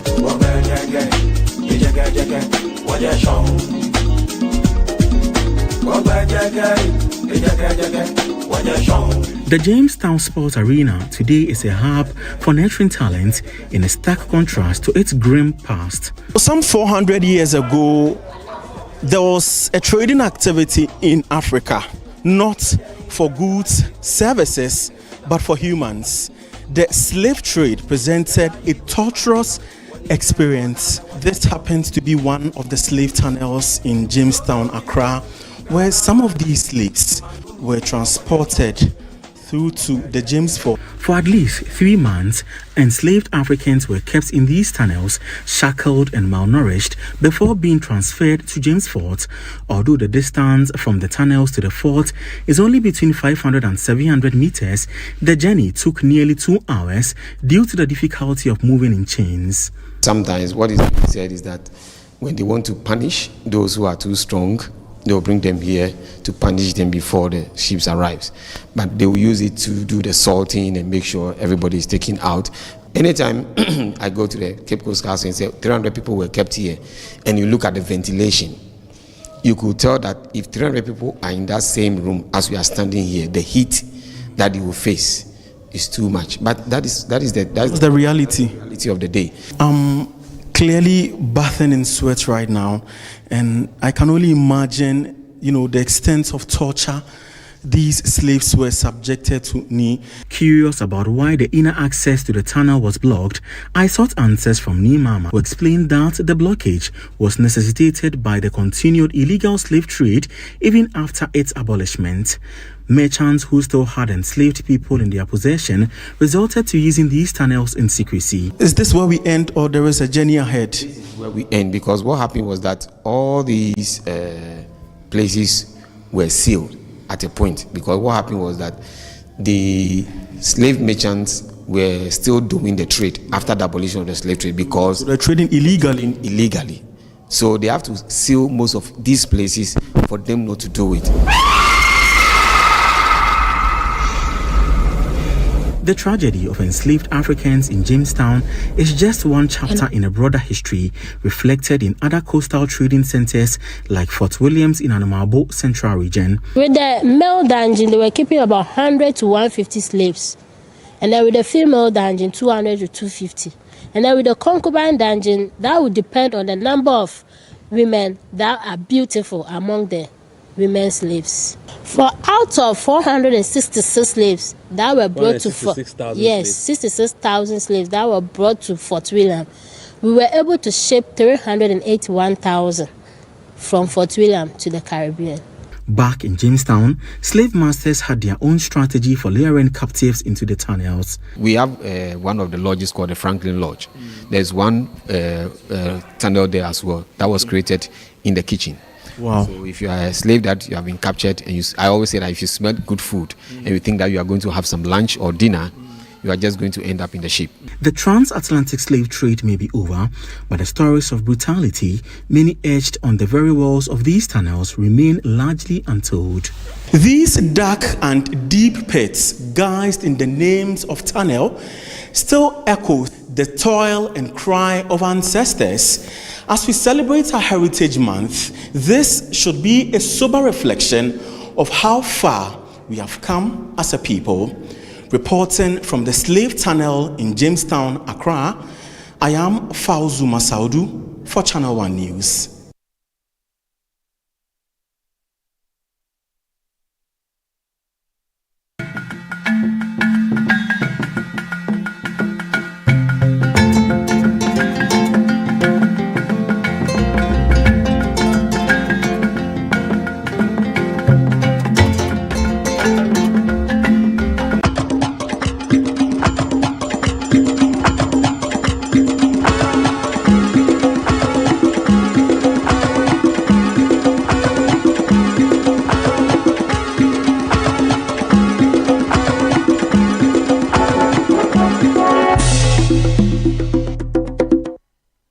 Hello, It's good to be with you. It's the season of celebrating our culture, our history, and also recognizing who we are as a people.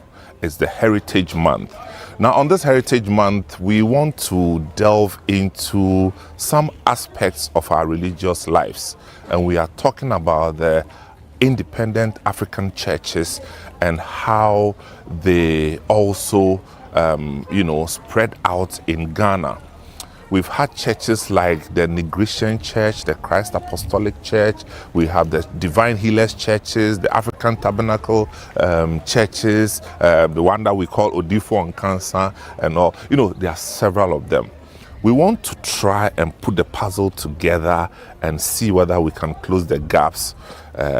Which one came from where, who led what, when it was done, and all those. Now, for this one, I'm inviting you to come along as we tell the story about the independent African churches in Ghana. This is Channel 1 TV. We'll be right back.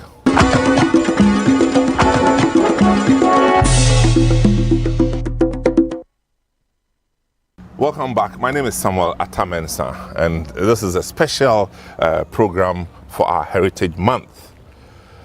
With me to discuss this interesting topic is our friend, our brother, Kweku Daku Ankra. Kweku, welcome. Thank you.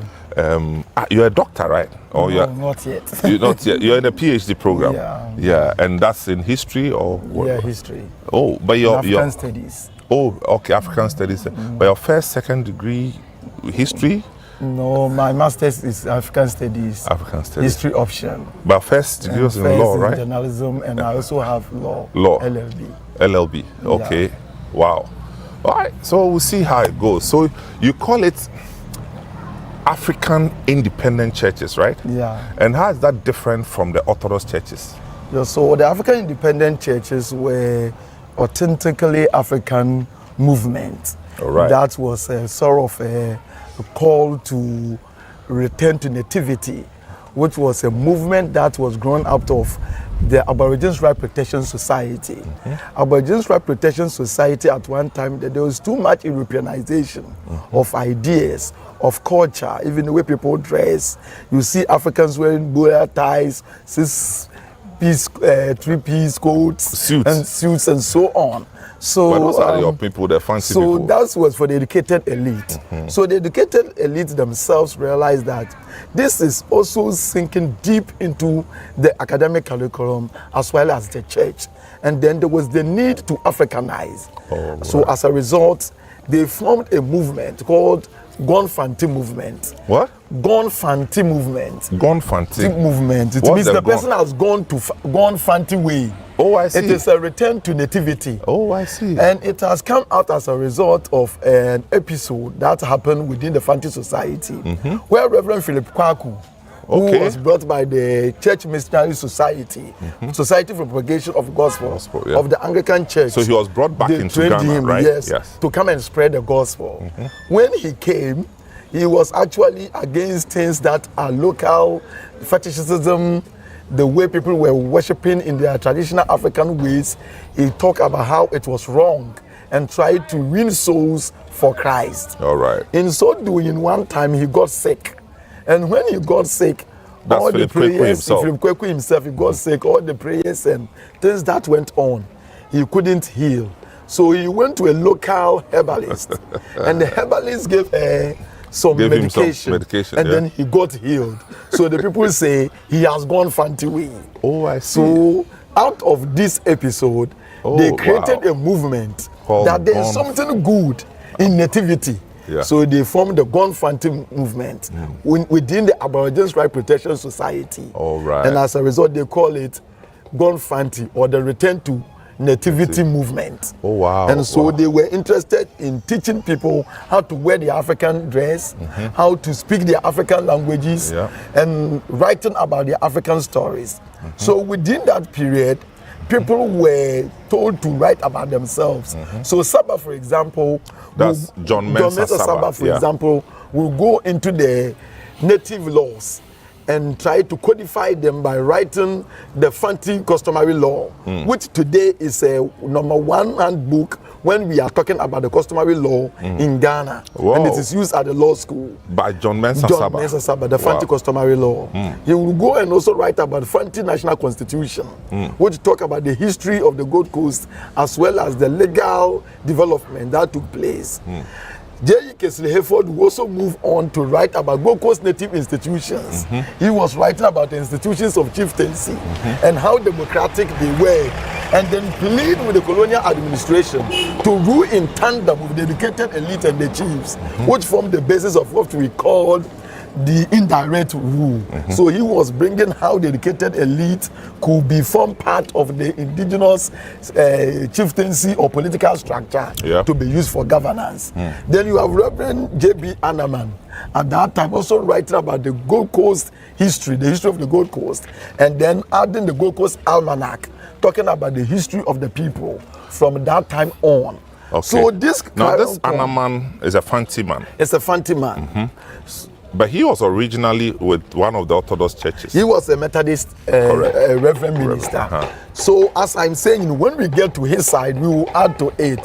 So this Anaman and others, they came together, and the idea of Africanization was brought to the church. And this took place at Anomabo. Which year? You remember the year? Yes, in the late 1940s, 1960s. Within the 1960s, what happened was that there was idea what we call radical Methodism or radical Christianism, where the people were trying to introduce Africanization, the ideas into the Methodist Church. This led to some sort of dissent, that people who support the European way of doing things and people who supported introducing African way of doing things, for example, they wanted to come out with their own African songs, not European hymns. And then also introduce African instruments into the way of worship, which the church then has described as fetishism. And so must not be our kind of drums and our kind of maracas and all those things. And even the clapping of hand was seen as a sort of fetishism. Because they see this being done by the Akonfu and Abosomofu in their various shrines and community. And so introducing that kind of thing into the church worship was deemed as demonic, and so therefore they were not interested. But people like Anaman, people like Kesley Hayford, and the members of the Gonfanti movement begin to fight against that way of practice, that European way is not an African way, and then Africans have their own way of also worshiping God.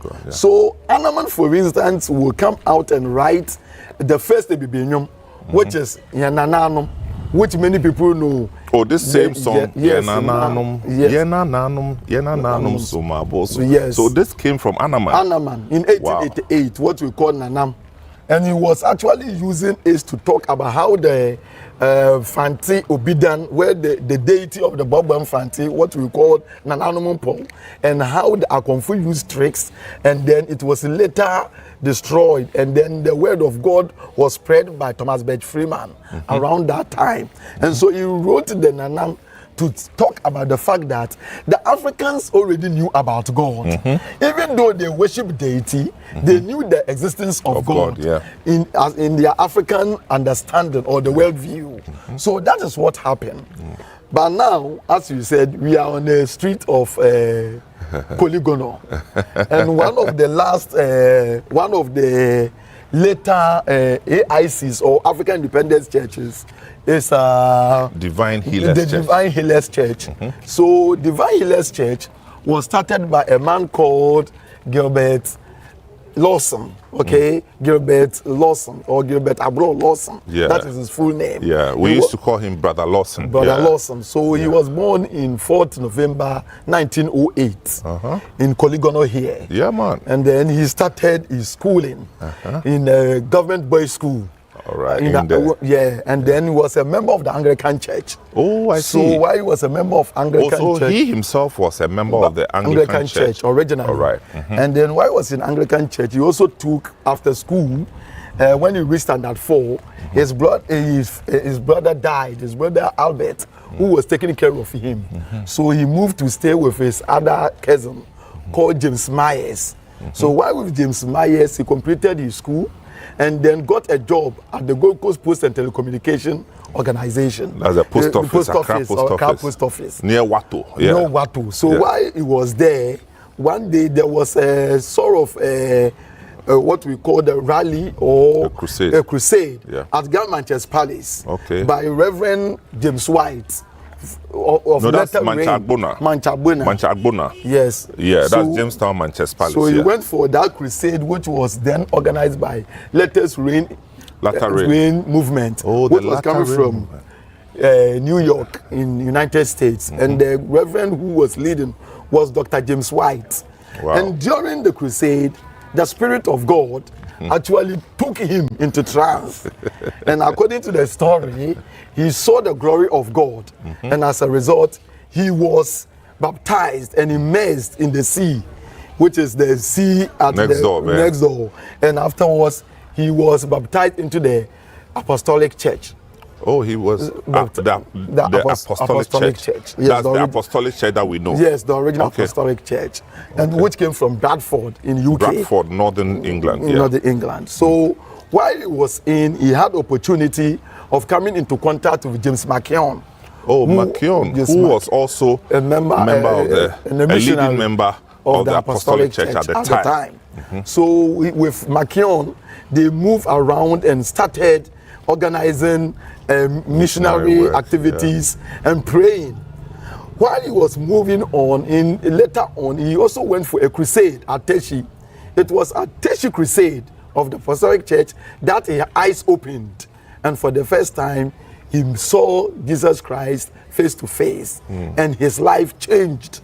And when his life changed, he decided to go into full-time ministry by opening his first prayer center. We are still talking about Brother Lawson. Brother Lawson of the Divine Healers Church. Yeah. So he opened his first prayer center, which he called the Divine Healers Temple, which was then at Nsawam. Oh, I see. So when he started with it and his activity, the way they were going about their things with Africanist idea, singing, clapping, using banjo strings and other African instruments to pray, the church actually had some divisions between them. Oh, really? And as a result, he moved out and then founded the Lord is There Temple.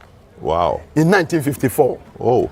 So from Divine Healers Temple, which was closed down as a result of the differences between him and the Apostolic Church, he founded the Lord is There Temple. So let me ask, while he started the Divine Healers Temple, he was still a member of the Apostolic Church? He was still a member of Apostolic Church. And McKeown was still a member? And McKeown was still a member when he moved out to find the Lord is There Temple. The Lord is There Temple. With the Lord is There Temple, by 1955, the church has become very big, and then he moved on to become the Divine Healers Church. Okay. And then in the same 55, he came out with a magazine, the Divine Healers Magazine. As in print magazine? As in print magazine, which is the first Christian magazine in this country. Oh, wow. Where the people, all the prayers and miracles that he has offered to people, write their confessions, people write the miracles they have received from him into the church. And then he made a brochure of it, about 24 in number, between 1966 and 1967, where he came out to say that his church have about 190,000 membership. In Ghana? With the capital at Accra, Kolugono, where we stand here today. Yeah. With some at Mamprobi, some at Accra New Town, Tama, Adafo, in Latebiokoshi. This whole area had Divine Healers Church all over the place, all the way to Kanishi and, you know. Of course. So with this authority, it is one said that he predicted on the birth of the Gamanche at the time, and the time he would die. And he lived to see that all those prophecies that he gave came to pass. So people call him the prophet or the man for the Gadambe society as a result of that. And again, this man has a unique way of actually doing his miracles. He used handkerchiefs. And so did he introduce this handkerchief thing? Yes, so he was the first to use the handkerchiefs. And the handkerchiefs he gives to members So wherever you are suffering from any ailment, you use it, the handkerchief, you touch at the place, or you wipe wherever it is, there's an infection or anything is affecting you, and it will go away. Okay. And you also have holy water. Okay. That holy water, it springs on you, and when it springs on you, and it is whatever, believed that you get healed. You get the healing. Okay, so people, we are still celebrating our Heritage Month here on Channel 1 TV and City FM if you are listening on radio. My name is Samuel Atamensa, and the voice you hear is Ni Dako Ankra. Now we can safely call him a historian. He puts a lot of these stories in the right perspective. We will take a short break. When we come back, we will let you see what has become of the Divine Brother Lawson's Divine Healers Church. Now, if you grew up in the 70s and in the 80s, you won't be stranger to Brother Lawson, where in this entire area, we used to refer to them as Yesu Bami. We'll be right back.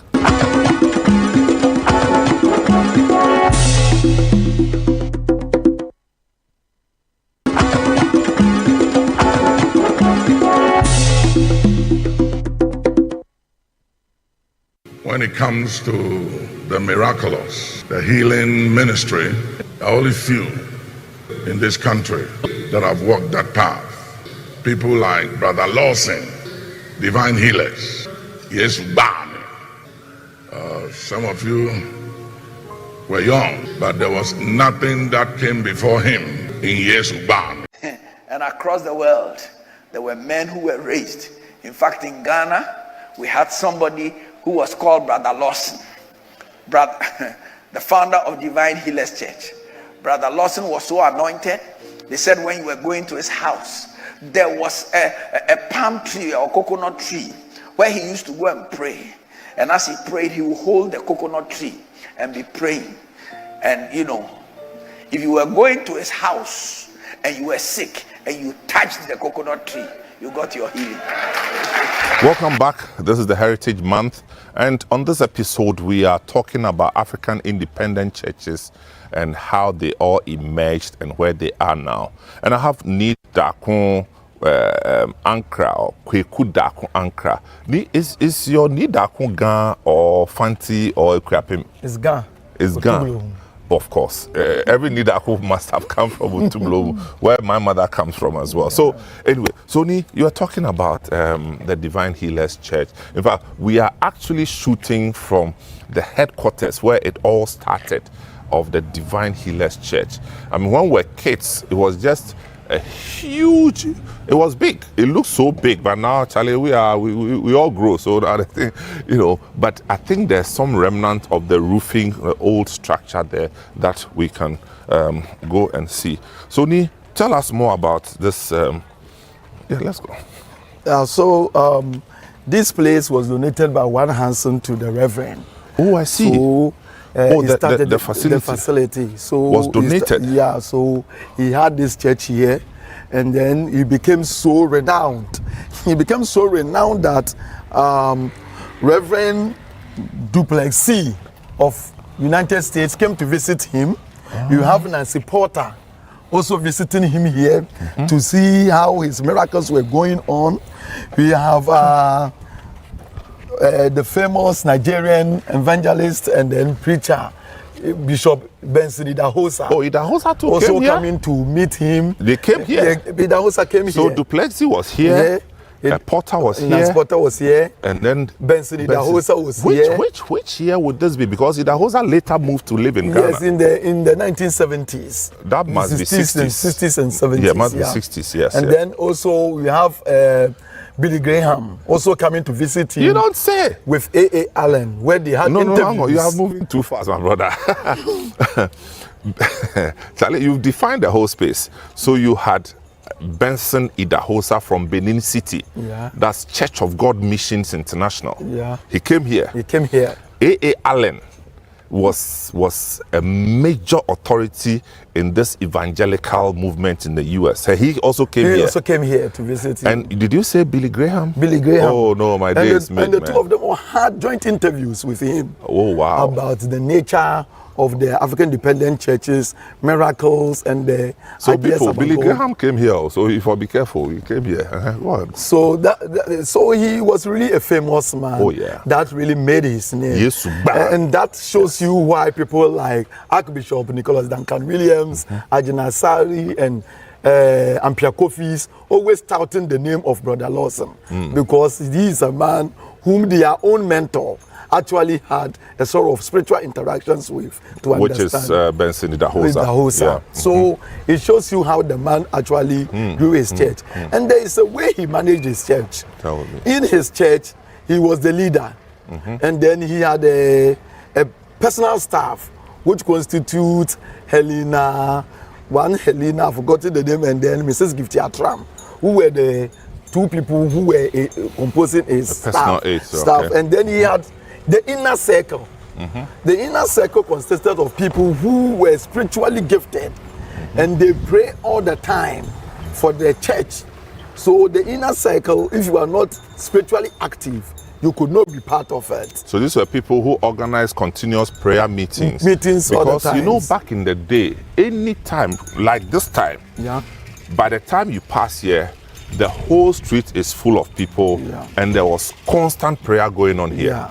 Particularly on Fridays. Oh, Fridays was their number one day where everybody comes and meet. And with this, he was able to cure many sicknesses.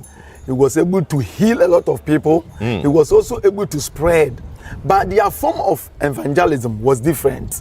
Unlike many churches that have evangelical priests and also certain clergy who goes around to spread the gospel, they believe that people whom they have healed will spread the gospel. Oh, okay. And then the new convent that also came, whom they feel are anointed with the glory of God, will also go and spread. Okay. So the church leaders never went out, but this were done by the church members themselves. All right. And so he moved this church, and this church grew to become one of the biggest churches of its time. Until he himself grew very old. By 1988, he was so weak, he could not do certain things. So Reverend Afla Ama was made to head the church. And upon his death in 1989, the church came out with a new rules and regulation that you can hold position for 5 years. And then when you reach the age of 65, you are retired. Unfortunately, some people reach that age and they refuse to retire. And this led to a sort of legal tussle in the church, which affected the development of the church. Their soul is willing, but their body is not willing. Yes, so that is how this wonderful church finally went down from 8 glorious days to become what we are seeing today. Wow. So this will be the story of Brother Lawson's Divine Healers Church. And there were others, several of them. I am familiar with this because I used to be in the area myself, not in Kolegono, but Kolebu, Gamashi, and Brother Lawson's church was a very, very popular one, on the lips of many people. And it was also a reference point in the whole concept of Pentecostalism, where people will pray in tongues, people will do prayer and fasting, they call it dry fasting, and those people were very tough spiritually, and it's also influenced the later emergence of the faith movement, which we also call charismatic movement. But you also mentioned Reverend Anaman and the Negrian Church. Tell me about that. So Reverend Anaman was born in 1866. His own father, Atanumabo, his own father was Reverend Isaac Anaman, who was a conformist Wesleyan minister. Wow. I say conformist because he didn't believe, because of the Gonfanti movement, people who have English names have started changing their names back to African names. Oh, wow. So his name Anaman is what Infanti we call Anamoa. So that is how the name came from. So his son, Jacob, who had become an intellectual, were also the people who were fighting that people should change their name from its Anglicization to its Fanti form. So people called Taylor changed their name to Tavia. People called Dixon will change their name to Danso, and so many names. Wow. I can give a list of Fanti names that have become anglicized. They changed them. Hayford is from Efua, so Hayford became Efua. Efua, Fog, and it became Hayford. So people were then changing their names in order so they to picked mean the English that names. sort of thing. And Reverend Isaac Anaman was against the fact that if people have changed their name to whatever it is, particularly for the Euro-Africans or what others call mulattoes, that the mulattoes have caste. So those called the Minows, the Vanderpoys, and so should maintain their name because their ancestors were Europeans and that their names should not be changed back to African. So his son, growing up under his father, was able to, he was schooled at Anumabo, Methodist school at Anumabo, and then he used advantage of his father's friendship with other reverend ministers like Richard Russell and then Reverend William Canal, who was with Infantipim.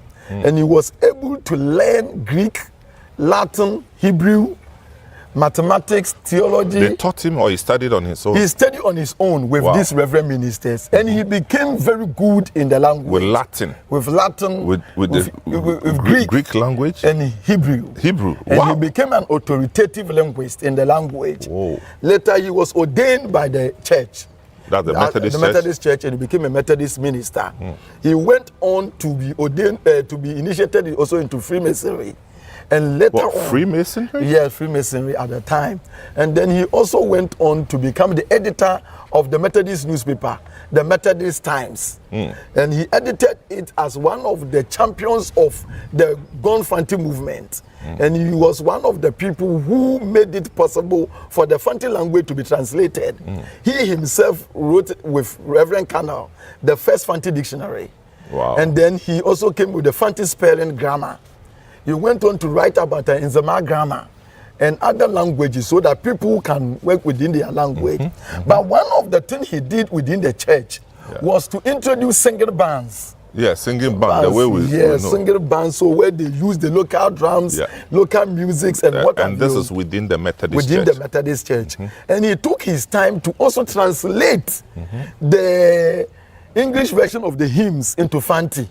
And then he wrote his own versions of the Ebibinyum. The first one was Fanti Tete Njum, and then Nananum, which he wrote. Which was the one you The one Nananum. Yes. Nayenze Yebesun Yehovah. And then he went on to write Ebibinyum within it. However, because of a singing band and the way they were singing in native language, which the Europeans didn't understand, they tagged it as fetishism. And that he had. And the Europeans at the time were controlling the Methodist church. And so he had a sort of confrontation between them. And as a result, in 1907, he walked out of the Methodist church and founded Negration Episcopal Church. Negration means Negroes Church in 1907. And then he introduced the use of African language. And he stated in his church mission in 1907 that this church, everything is done in Fanti language, pure and simple, unquote.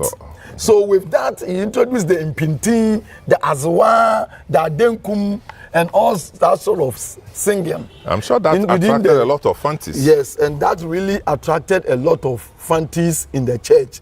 And as a result of what he did, James Mark Christian Hayford also moved out of the Methodist Church to found the Gold Coast Baptist Church to support what he was doing. And this still in the spirit of the Gonfanti movement. And this sort of thing made them one of the people to open the floodgate for the African independent churches to emerge. So there are boys like Reverend Joseph William Ejanka Apia, aka Jemisi Miham Jehu Apia. No, calm down.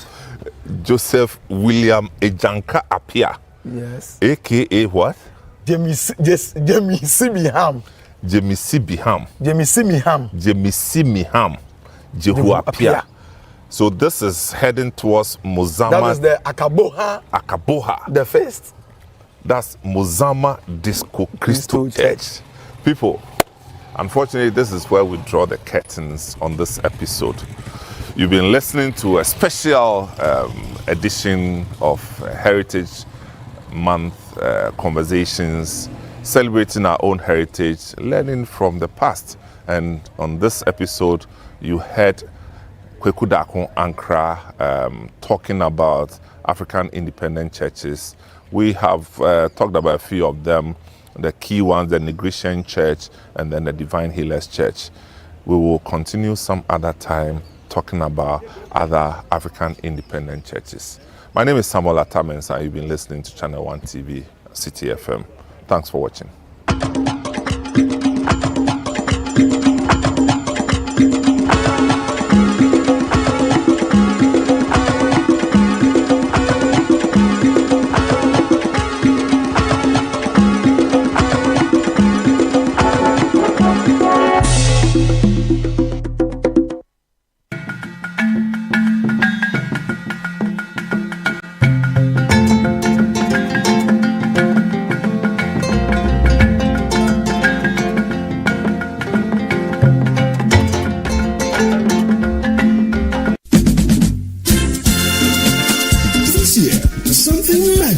Is happening. A celebration of tradition, flavor, and community. Welcome to the Back to Your Village Food Festival 2025. Taste the heart of your heritage with mouth-watering dishes from across the country like Ademe with Akple, Tozafi with Ayoyo soup, Kokonte, Apokranta, Rare Quine, and many more. From rich spices to sweet treats, it's a journey for your senses. We're taking you back to your village. Oh yes, let's recreate our age-old recipes. But it's not just about food, you know. We're celebrating culture, connecting with family, and making memories that last a lifetime.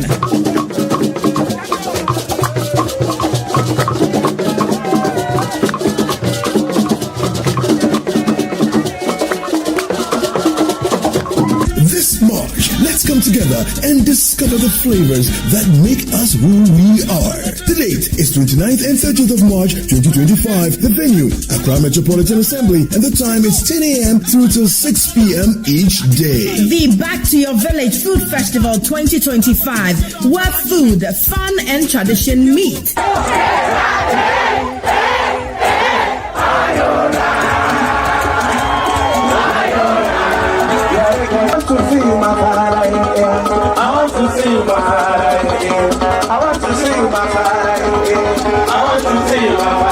See you there. Interested vendors should call 0558-973-973 or 0205-973-973 to register. The Back to Your Village Food Festival 2025 is powered by Channel 1 TV with support from 97.3 City FM and is proudly sponsored by Gino, Koa Natural Cocoa Fruit Juice, and Pan African Savings and Loans.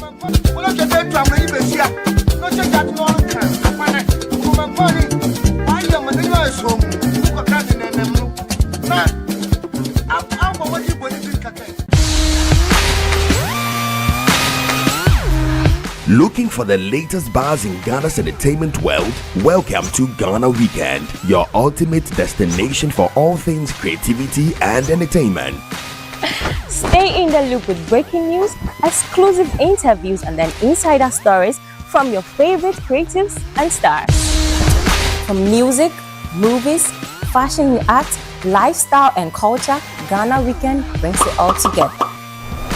Get a daily dose of entertainment, discover new talent, and never miss out on the creativity that defines our vibrant culture. Stay connected with us across all platforms. Follow us on Instagram with the handle Ghana Weekend, on X Ghana Weekend, on TikTok Ghana Weekend, at Ghana Weekend TV on YouTube for the latest in entertainment, travel, and everything Ghana. Don't miss out. Join the Ghana Weekend family today. Ghana Weekend, where entertainment meets creativity. Visit GhanaWeekend.com now.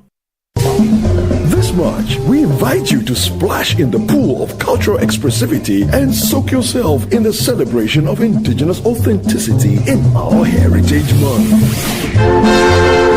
Join us for the Heritage Month launch on Friday, February 28th as we kick off a month of unforgettable experiences. Pack your bags for the Heritage Caravan, a week-long adventure across Ghana from March the 2nd to the 9th. Discover the beauty and history of our land. Savor the flavors at the Back to Your Village Food Festival, a culinary extravaganza on March 29th and 30th. Taste the essence of Ghana. Tune in to the Heritage On Air series on 97.3 CDFM and Channel 1 TV. Feel the rhythm of our music, journey through our religious history, and indulge in indigenous Ghanaian food. Join us to celebrate our heritage this Heritage Month, where every moment is a story. Only on Channel 1 TV and 97.3 CDFM. Of their labors, toils of the brave, which have brought reforms.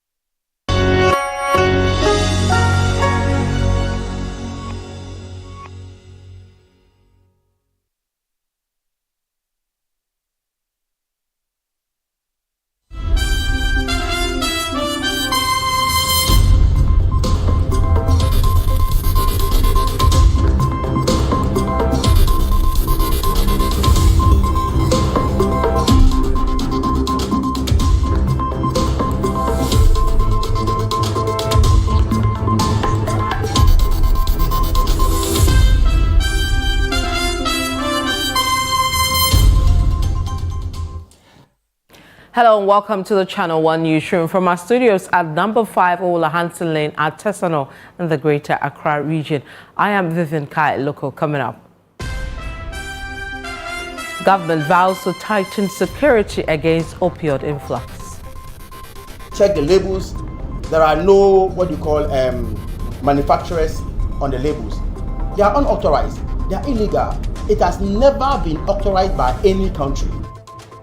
Still to come, Lugnia residents in the Nanumba South District block Nadmo from assessing rainstorm damage over unmet promises.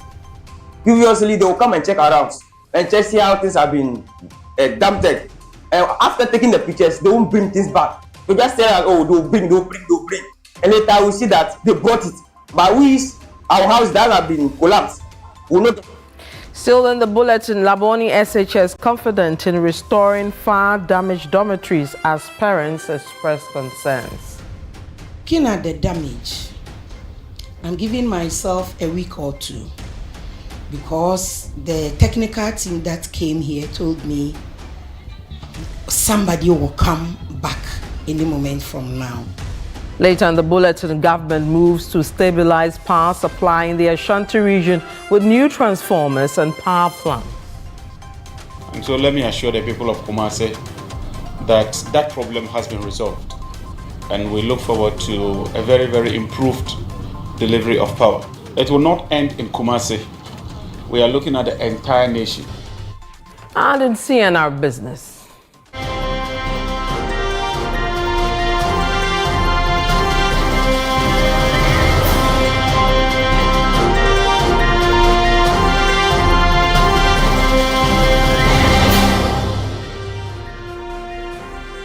World Bank report links Ghana's debt crisis to weak fiscal discipline and rising deficits.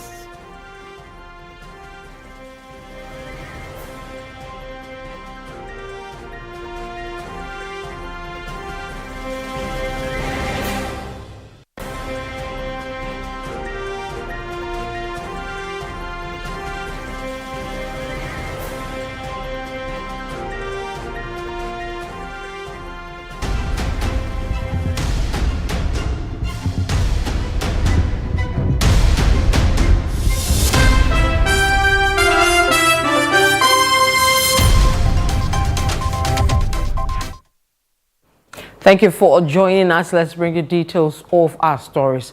Now, the government has pledged to tighten security measures to curb the influx of opioid drugs into Ghana, whether as a final destination or a transit point for neighboring countries. The Minister for Health, Parliamentary, says he has received full support from the President to ensure that such drugs do not pass through the country's ports undetected. Fred Doe has details.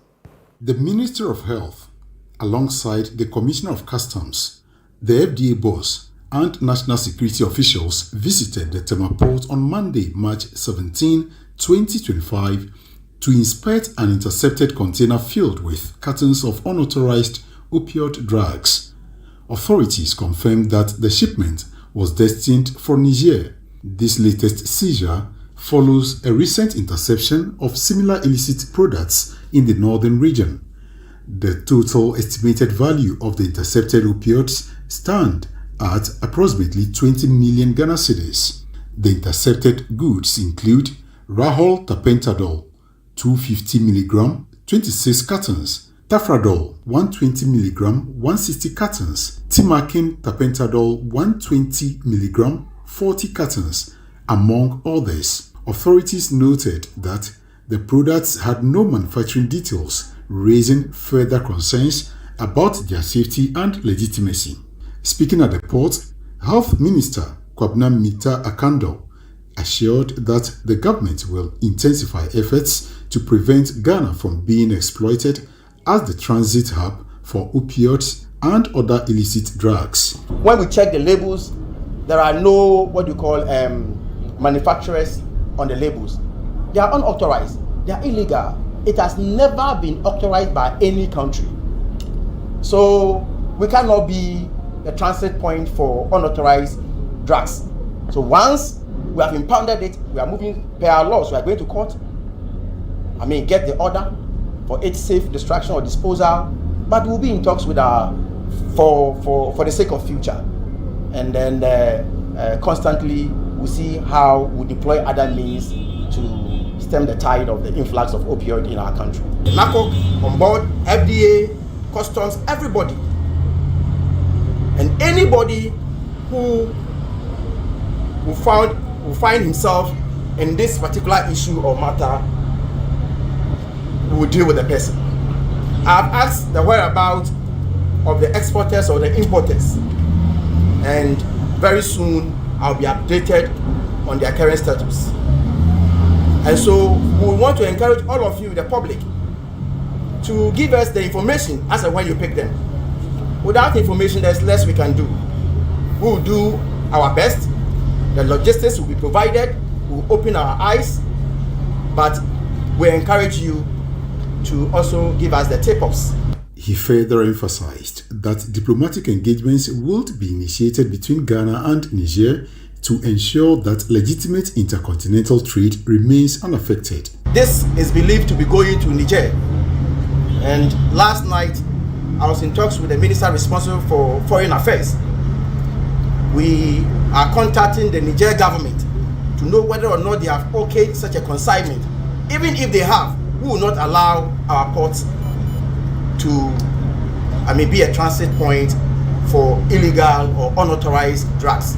On the back of the BBC report that revealed the influx of opioid into Ghana and other neighboring countries, the Ministry of Health, together with other allied agencies, have resolved to stamp out this menace or this sort of drugs from the country, and also ensure that the future of the youth are protected. My name is Fred Doe, reporting from the Tema Harbour for Channel 1 News.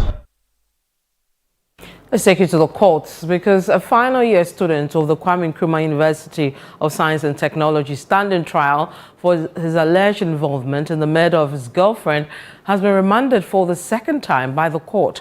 There were emotional scenes as family members of the deceased broke down in tears when the suspect was brought before the court. The case has been adjourned to April 1st, 2025, pending advice from the Attorney General's office. Channel 1 News' Ashanti regional correspondent Fatia Aminu Ibrahim has details. The lifeless body of Joanna Deladem Yabani was discovered on KNUST campus on February 27, 2025. CCTV footage reportedly captured a man believed to be her boyfriend, Daniel Tufo, allegedly strangling her to death after an altercation. Following the incident, Daniel Tufo was arrested within hours and arraigned before court, where he was first remanded into custody. Appearing before the court for the second time, the prosecutor informed the judge that the case docket has been forwarded to the Attorney General's office for advice. The prosecution therefore prayed the court to further remand the suspect, a request the court granted. The hearing was marked by emotional distress as Joanna's mother and other family members were inconsolable upon seeing the accused. Despite their grief, they declined to speak to Channel 1 News on the matter. The case has been adjourned to 1st April 2025. For Channel 1 News, I am Fatih Amin Ibrahim, Ashanti region. Away from that, officials from the National Disaster Management Organization, NADMO, in the Nanumba South District of the Northern Region were prevented from conducting an assessment in Lungni, where a severe rainstorm on Sunday evening left many homes extensively damaged. According to residents, NADMO has never provided them with support during past disasters, despite consistently visiting the community to take pictures and videos for the assessments. Frustrated by the lack of assistance, they blocked officials from carrying out their work. Channel 1 News' Northern Regional Correspondent Mohammed Aminu M. Alabira reports. A violent rainstorm swept through parts of the northern region on Sunday evening, wreaking havoc on lives and property. In the Nanumba North municipality, flooding displaced many residents, largely due to improper disposal of refuse, which obstructed drainage systems. NADMO, tasked with the disaster assessment and response, dispatched district officials to evaluate the situation. However, they were met with resistance. Residents, citing past experiences of neglect, refused to allow the officials to carry out their assessment. They will come and just take pictures and make videos of it. But at last, we don't know the help that they will bring. And nothing, it will just keep quiet like that. We don't get anything from them. We are pleading with them so that they shouldn't make it like ordinary disasters that just like rainfalls and fire burning. This one, we are pleading with them that they shouldn't just make it videos and pictures alone. They should just try and help us. We are pleading with them. They come in always. Previously, they will come and check around and check see how things have been dumped. And after taking the pictures, they won't bring things back. They just say that, oh, they'll bring. And later we see that they brought it. But our house that have been collapsed, will not get anything. The Nanumba South District NADMO Director acknowledged the concerns and frustrations of the residents in an interview with Channel 1 News, highlighting the impact of the storm and ongoing efforts to address the situation. Some people's houses have taken up completely, some partially, and in fact, it has given myself and my officers problem because we are unable to access some areas simply because the community people feel like we do come and assess and we don't give them the relief attempts, or we the officers are taken. So we are appealing to the government, the NGOs, whoever can support, to kindly come to the aid to support the people. Because a lot of people's houses have been taken up. Even government buildings, school buildings, as you can see here, we are in the markets of the town. It has been taken up. Educational infrastructure was also affected at Lungni Primary School. Several classrooms and headmaster's office were destroyed, along with textbooks and other materials. Michael, the headmaster for Holy Trinity Primary School. Yesterday there was a rainstorm which came and distracted and spoiled our school. The school was unroofed, especially the office. All our books are now wet. We don't know where to keep them. The classrooms are also destroyed. we don't have a place for our students to sit. So now we are just in trouble. We don't know how to manage the place. And it is affecting teaching and learning in the school. Because of that, today, most of the students are not there. Let's still with these unfortunate disasters, and we are joined via telephone by Vincent Opong Asamoah. He's the chairman of the Works and Housing Committee of Parliament. He's also a member for Parliament for the Doma West constituency. Honorable, welcome to Channel 1 Newsroom. Thank you, Rachita. How are you doing? I'm well. How are you doing too? That is great. Great. Now, as a committee overseeing agencies in the works and housing sector, have you been made aware of these rainstorm disasters we are seeing lately? Yes, we've been monitoring everything on radio. It's very unfortunate. I've been listening to your reporter from there, where we are experiencing incidents. I think the situation is bad, and we believe that there's not more place to help to reduce the situation there. Right now, it has already occurred, so all that we need is for relief items to be sent to them quickly to normalize the situation so that it will not affect academic work in areas where schools have been affected by this rainstorm. So for now, that is what we can do. And in future, at least we need to also take some measures to reduce these incidents, because, you know, up north, most of the trees have been cut down. And what we need to do is to plant trees in schools. And I think with the housing, what we are with is to take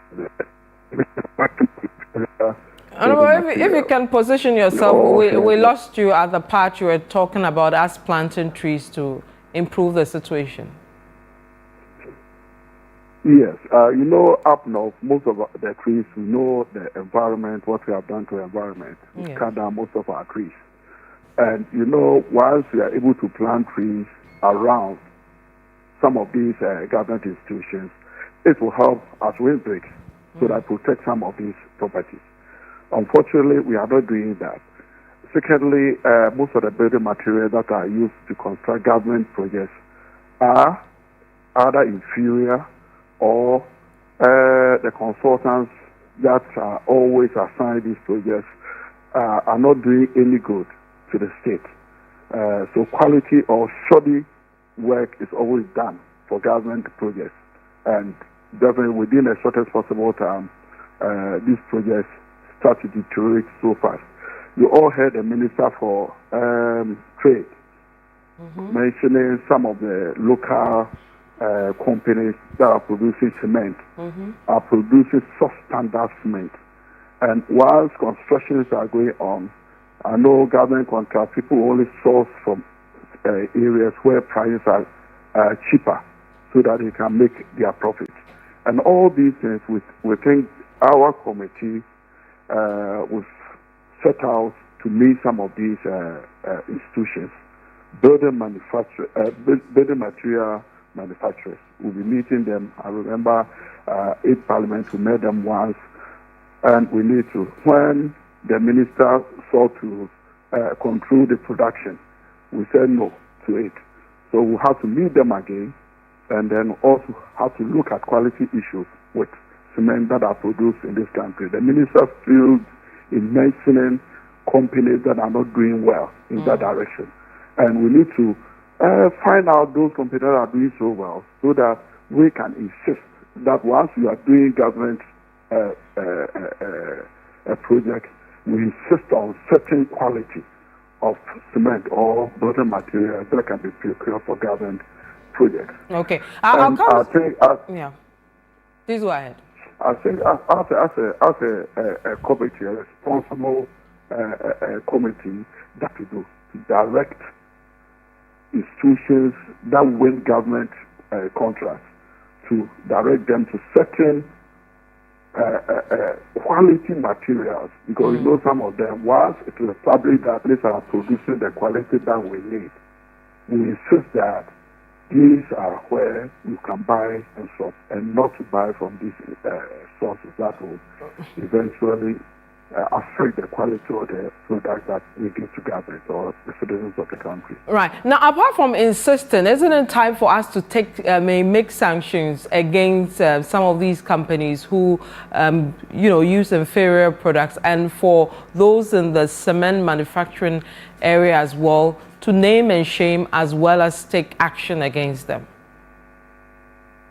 It's very, very important. When I heard it this morning from the minister, I said, wow, this is the way we have to go. But, when the comment that he made, failed to mention companies that are not doing well. Yes. So we have to just get the standards that we need, and then we direct that all government procurement, these are the companies that are certified that they can produce for government contracts. And once that is done, then those that are left, everyone will know that they are producing those inferior building materials, so that we can just ignore them. Or we can encourage them to improve standards so that we will not throw some of our citizens out of job. So that is what we are supposed to do. So as a responsible committee, we are going to do that.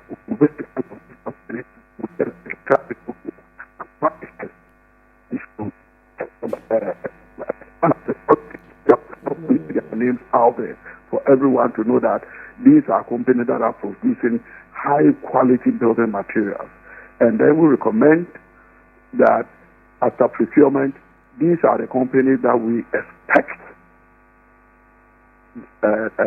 those who win government contracts to buy from. Right. So that some of these things may not occur. It is not only cement. We can also talk about iron rods, even roofing materials. And then even the quality of wood, if it is good for us to even use metals and not wood, we can also recommend that as part of government procurement process. These are some of the specifics we want to mention so that we can get quality products from some of these contractors. Let's look at the issue to do with the Nanumba municipality, where the community members turned away the NADMO officials because over the years they say that they've been coming to the area when the disaster strikes, but nothing is done, when they come. We see that not just in this community, but across board. How can we reconcile this in ensuring that when disaster hits us, the institution responsible to provide some relief does as well properly? Unfortunately, the citizens have lost interest or confidence in most of our state institutions as a result of what they have discussed, because previously they have been there, but they couldn't do what is expected of them. So if they are coming again, then it will be business as usual. So we need to start to build confidence in our state institutions that they are capable. Look at fire service. When there's fire disaster, they will come, and a whole lot of issues. They don't have what it takes to fight fire. So how wouldn't the citizens have some apprehension when they see them coming in? So all that we need to do as a country is to start to build confidence in the citizenry by, I'm always for taking precautions. We don't have to allow the disaster to happen. We should educate them. Like I said earlier, if we have been able to plant trees, some of these things will be able to, because after their roofs are off, the disaster will come with mattresses and few other food items. Can that solve the problem? No. But is NADMO equipped to still, roll its what is expected of it, or it's time for us to scrap it and let the municipalities deal with such disasters? I believe that they have the capacity, but the problem is that we don't resource them. In terms of the technical ability, they have it, but we need to resource them, and we have to ensure that not giving them money alone. That when money are given to them, what are supplied are what really the people need. It's not like just go out there, take some few items, plastic containers, and then go and give to them who have given the relief items. Okay. Meanwhile, we need to help them at least to set some level of restitution to get them back to what they were before the disaster came. So we need to build confidence in the people so that at least to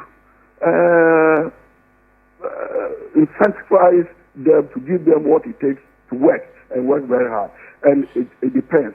States will have to provide their resources. Right. We have to also make sure that the right things are done. It's not just giving money. I've always had a problem with our governments.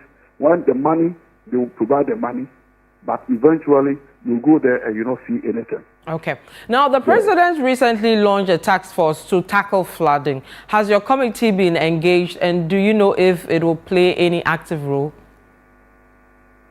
Well, I think we all also watch it on television.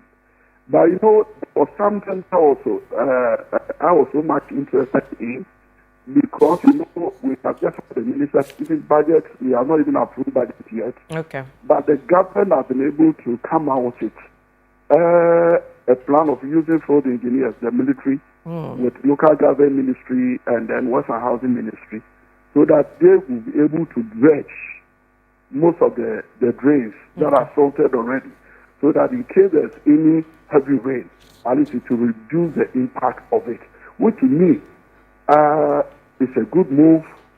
But at the end of... Well, Honorable. Hello. I'm afraid we've lost the Honorable Vincent Opon Asamoah. He's a member of Parliament for Doma West and also the chairman of the Works and Housing Committee. This is a Channel 1 newsroom. When we come back, Laboni SHS confidence in restoring fire-damaged dormitories as parents express concerns.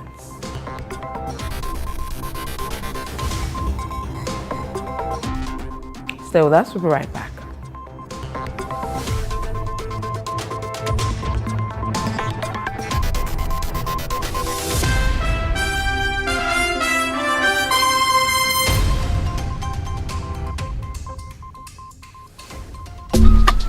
Life is a celebration of moments. Big and small. The sun is scorching, I'm feeling the heat. With Piva Drink, every moment becomes a refreshing celebration. From the beach to your home, in every corner of your world, Piva Drink adds a burst of refreshment. Give me Piva cocktail and tangerine.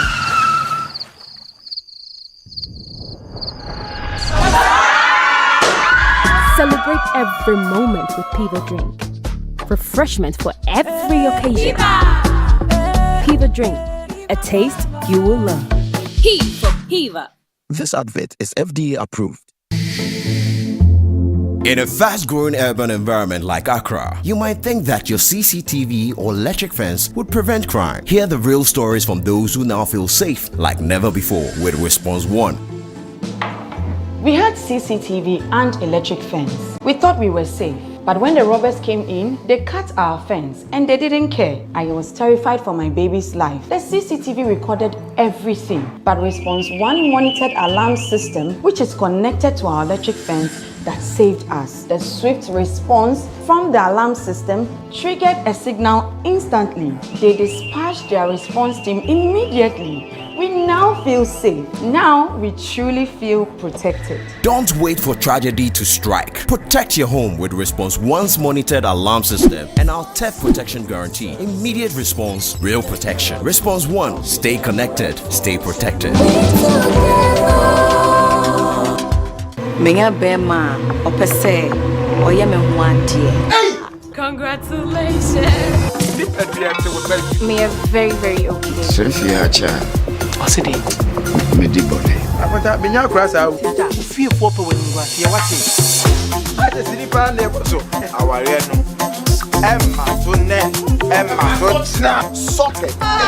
Trusted by blood.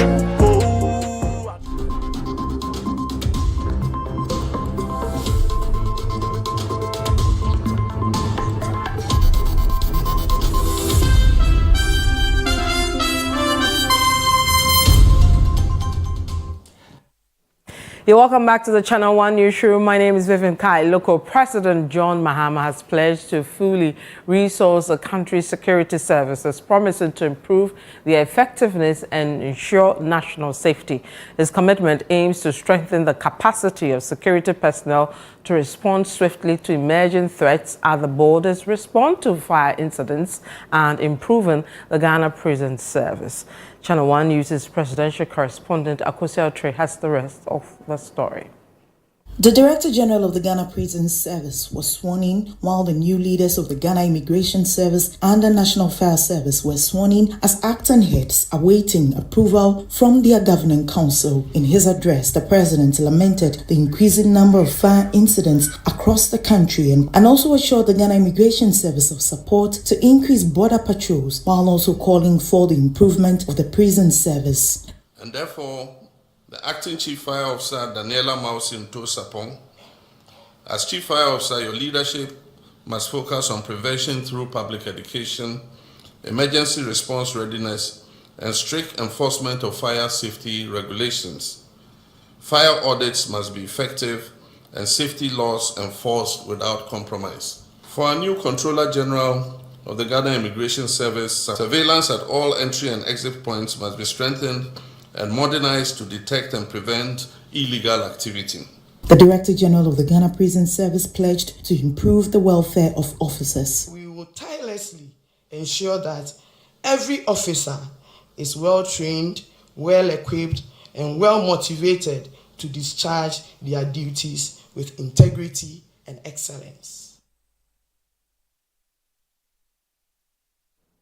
A military officer from the 11th Mechanized Battalion has reportedly been killed after being attacked by gunmen in Boku.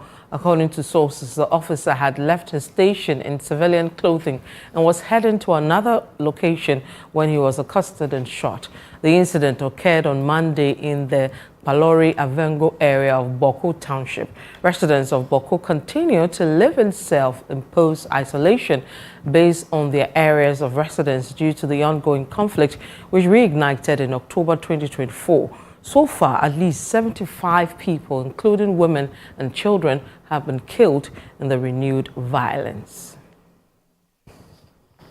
Now, the state has dropped treason felony charges against Oliver Baka-Vomawo. This follows over 2 years of trial of Oliver Baka-Vomawo for his alleged plans of committing a coup d'etat. The state commenced the prosecution following comments made by him after the passage of the e-levy. The Attorney General, Dr. Dominic Ayine, had earlier dropped some other criminal cases, including the trial against Dr. Stephen Opuni and businessman Seydou Agongo, as well as charges against the governor of the Bank of Ghana, Dr. Johnson Esiama. At a press conference explaining reasons for dropping the cases, Dominic Ayine hinted of a review of the treason felony charges against Oliver Baka-Vomawo. Attorney General Dr. Dominic Ayine on Monday confirmed to City News his decision to drop the charges. Now, the management of the Laboni Senior High School has expressed confidence in restoring the dormitories damaged by a recent fire incident which destroyed the belongings of about 100 students. In the aftermath, several concerned parents rushed to the school to pick up their children, citing psychological concerns over the incident. Channel 1 News' Charles Okom visited the school and filed this report. It's a regular Monday and school activities are ongoing in Laboni Senior High School. Yesterday, a fire incident destroyed items of about 100 students right here. And you can see behind me the extreme end, that is where the dormitory is located.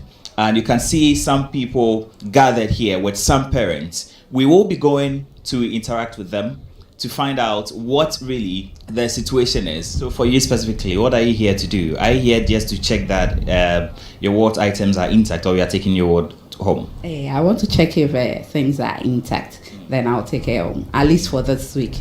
She should be home. She'll come back next week. For some parents, taking their children home is a necessary step to provide psychological therapy and counseling following the traumatic event. I'm here purposely to come pick my ward home because of trauma issues and all. And so and the authorities have been friendly. We've spoken to them. They've allowed some of us to take our kids away, and then as and when the situation is fully under control, we will bring them back. A concerned parent, Stephen, told Channel One News that he is withdrawing his child until normalcy is restored, as he believes things don't seem to be in order. So it looks like things are not in order at the moment, so I will be comfortable keeping her in the school, because from what she's saying, a lot of students, have gone home. So it's better they go home, and then the school find a way of putting things in order, renovating, so they all come to continue their studies. On the compound, you can see that items have been spread out, and the whole purpose, I believe, is to ensure that the sun at least is able to dry some of the items that were wet. You can even see a student trying to sort out her items, and that is what she is trying to do, to find out what is left or which books have been damaged. Upon revisiting the affected dormitories, Channel One News observed ongoing efforts to repair the damaged rooms, although the main fire scene remains untouched. This is the main room where the fire started yesterday, Sunday, and so we'll go in there to find out whether there have been any sort of cleanup today. And it appears nothing much have been done in this particular room, just that the water has receded. Yesterday, this room was full of student items, and once again, those items have also been taken out. But what are the authorities saying? How soon will they be able to put the place back in shape? Looking at the damage, I'm giving myself a week or two, because the technical team that came here told me somebody will come back any moment from now, an electrical engineer, so I'm waiting for that one. If we don't even get this place, the other place that were not affected, they will come and assess, and if it's possible for us to use today, we'll let the students go back to their dormitories. Senior House Mistress Hannah Otabel revealed that Education Minister Haruna Idrisu visited the school and pledged government support, including the possible construction of a new dormitory block. He said in no time, the place will be put in a better place, in a better shape, for us to use. And he's also looking at as his budget allocation, if they can get us a new girls' dorm as well. Meanwhile, Ghana National Fire Service officials at the scene stated that investigations to determine the cause of the fire are nearing completion. We are basically here to conduct further investigation into the cause of fire, to find out possible evidence that can lead us to the cause of fire. And so far, so good. We've managed to gather some information. It's not confirmed yet. We need to sit down and then analyze it and then make sure that that's exactly what happened. Academic activities are still in progress, with final year students getting ready to write some examinations. For these affected students, it is their prayer and hope that management will be able to put the place back in shape for them to return and ensure that their academic activities resume. Reporting for Channel One News, I am Samuel Ako.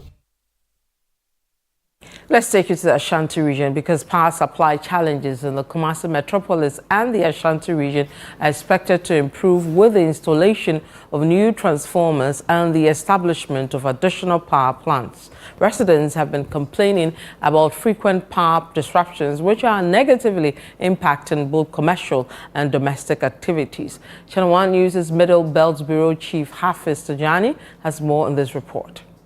For months, several parts of the Ashanti region have been grappling with erratic power supply, with businesses being the hardest hit. The situation has persisted for weeks, sparking widespread public outcry. As I'm speaking right now, my phone is off.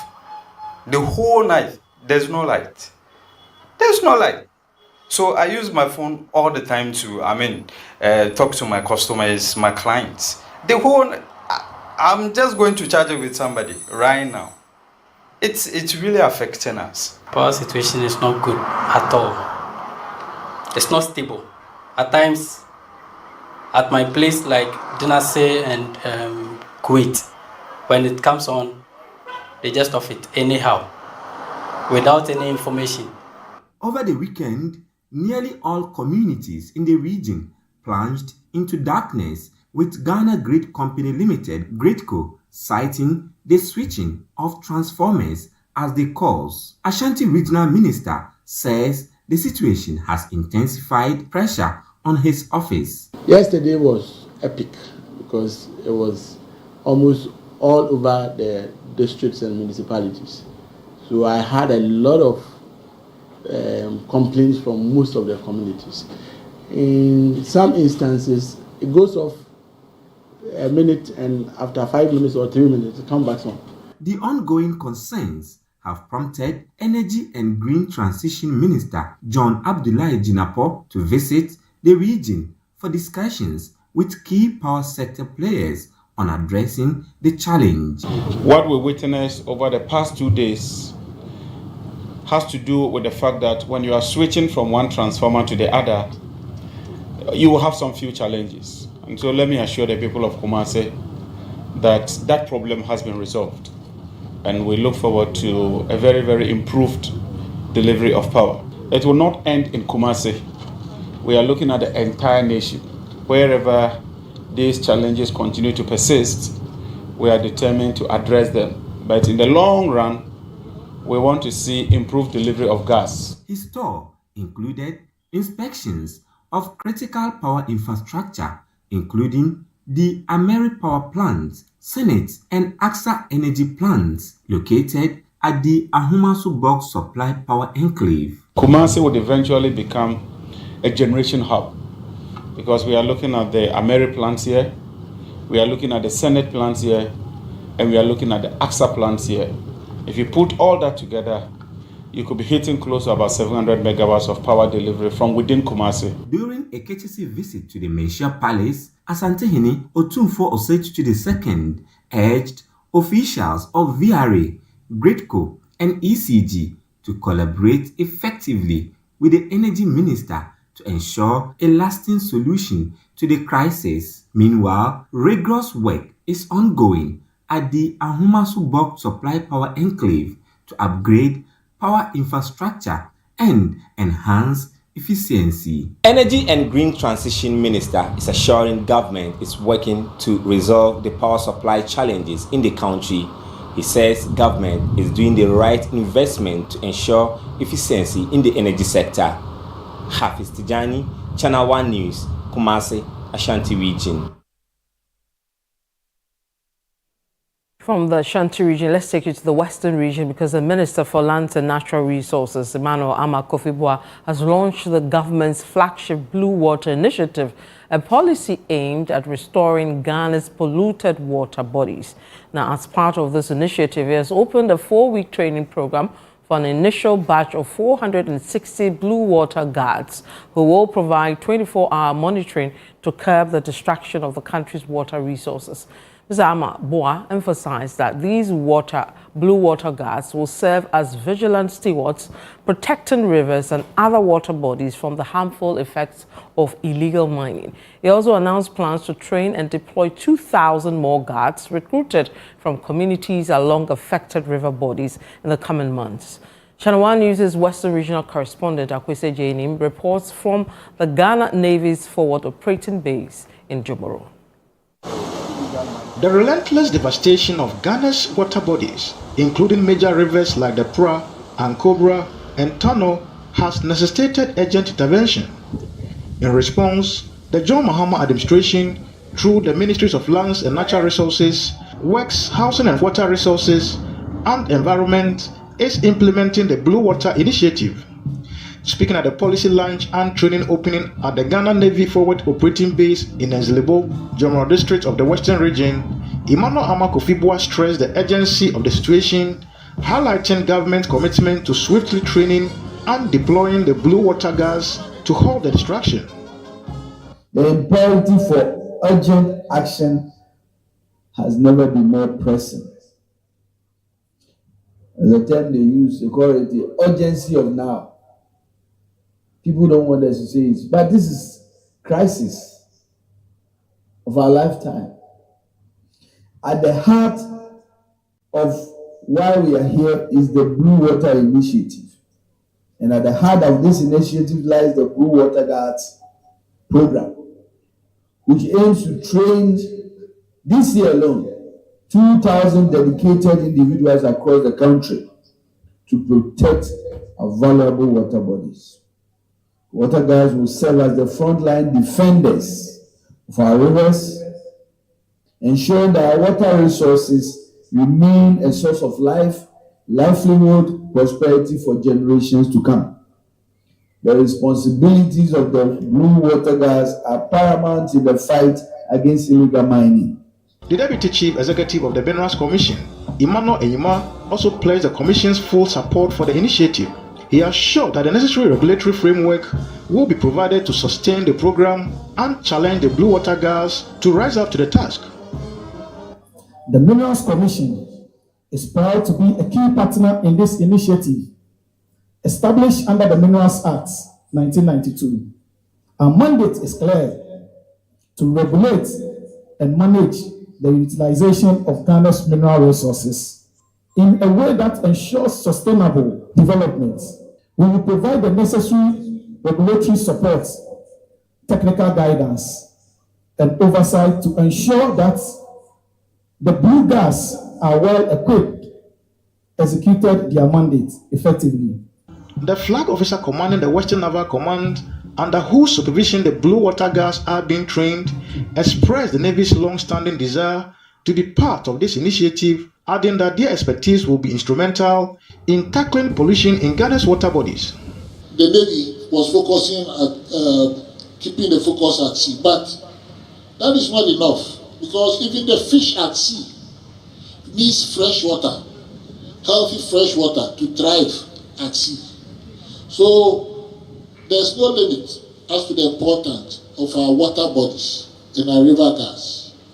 You are all welcome for this 4 weeks training. This training is not going to turn you into military personnel. However, it's going to equip you to do very important work.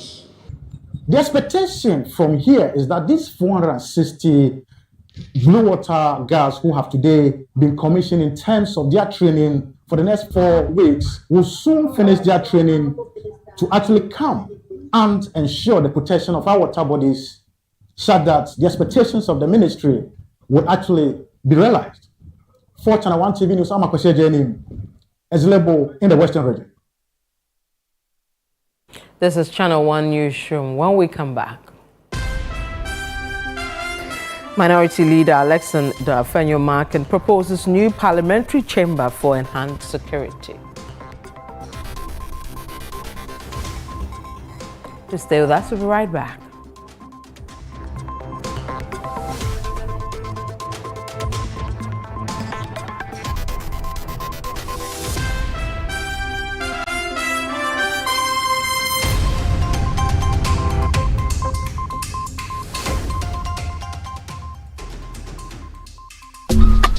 Life is a celebration of moments. Big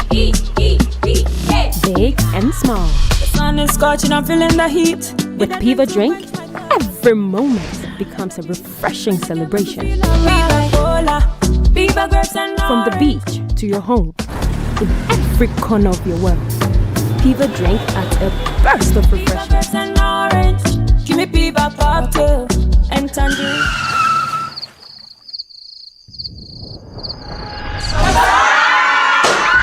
Celebrate every moment with Piva Drink.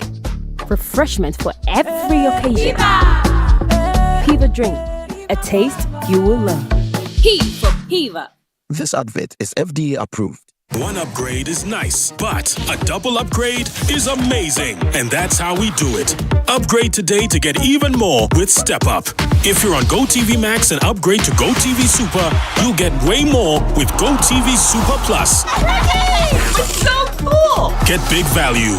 Get big entertainment. Very good. Perfect! Upgrade and get even more with GoTV. Man. GoTV. Love it.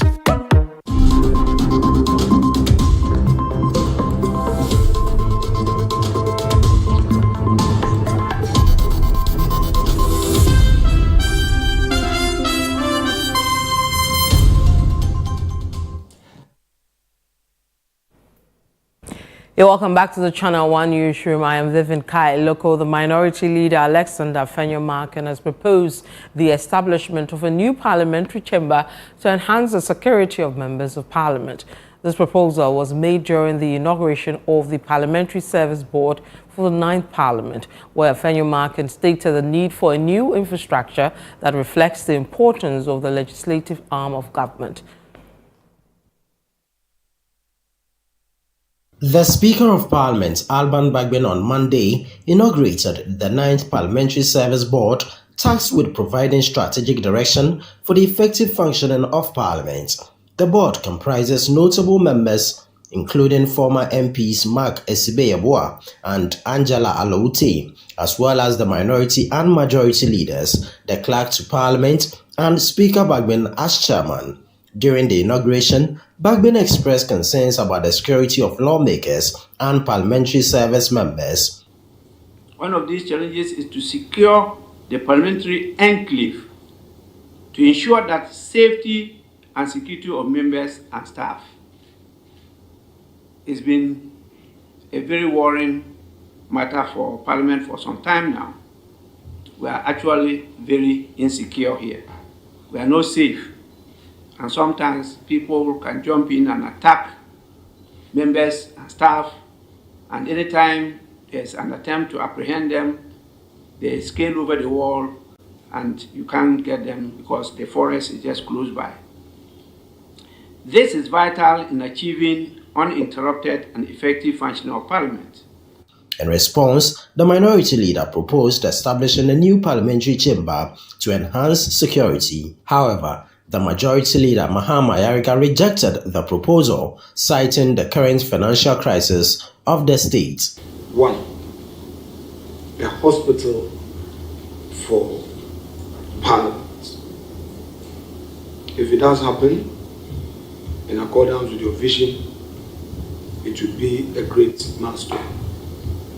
Here in the public gallery, anybody at all can throw anything at a member of Parliament, and there is no security.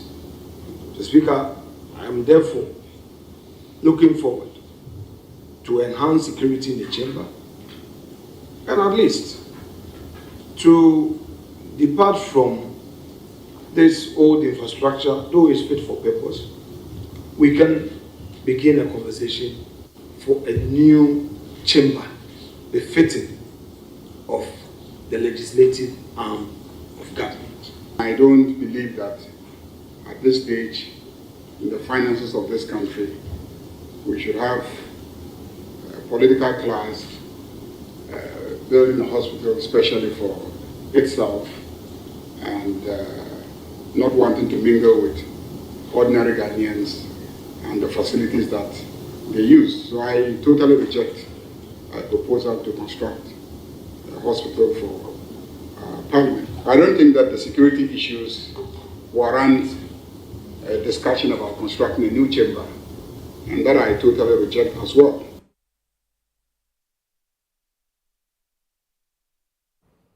You're still watching the Channel 1 newsroom. Next is CNR Business with Nathalie Nete Ajaho.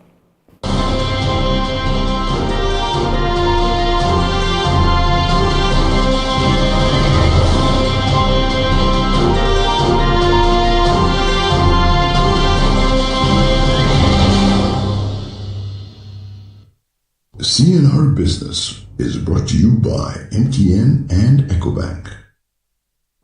Hello and welcome to CNR Business, proudly brought to you by MTN and EcoBank. I am Nathalie Nete Ajaho. Ghana's strong economic growth over the past decade was accompanied by rising fiscal and external imbalances, leading to a debt crisis in 2022. This according to the World Bank's latest Ghana Public Finance Review report. The report, titled Building the Foundations for a Resilient and Equitable Fiscal Policy, notes that between 2009 and 2019, Ghana's economy grew at an average annual rate of 6.8%, exceeding regional and global averages. By 2019, GDP per capita had risen to $5,540, a 65% increase from 2007. Despite this growth, persistent fiscal deficits and rising debt created vulnerabilities. Ghana's fiscal debt averaged 4% of GDP between 2008 and 2019, twice the level recorded between 2000 and 2007. The World Bank attributes the debt crisis to weak fiscal discipline, ineffective budget institutions, and low revenue collection. It calls for stronger fiscal rules and institutional reforms to curb excessive spending and ensure debt sustainability. The Financial Intelligence Center is stepping up efforts to combat illicit financial activities to safeguard the country from being blacklisted again. According to the CEO of the center, Albert Kojo-Chumbuafo, these measures are crucial for maintaining confidence in Ghana's financial system, particularly as the government prepares to implement the 24-hour economy policy. There's more on this report by Daniel Sakite. Ghana in June 2021 was removed from the Financial Action Task Force's grey list after addressing deficiencies in its anti-money laundering and combating the financing of terrorism regimes. A statement was subsequently issued by the FATF that financial transactions from and into the country will no longer be subjected to the increased monitoring processes. Speaking to the media on Ghana's third mutual assessment under the ECOWAS Intergovernmental Action Group Against Money Laundering in West Africa, Chief Executive Officer of the Financial Intelligence Center, Albert Kojo-Chumbuafo, indicated that measures are being taken to combat such activities. President Mahama's pivot is a 24-hour economy which will enhance the living of Ghanaians.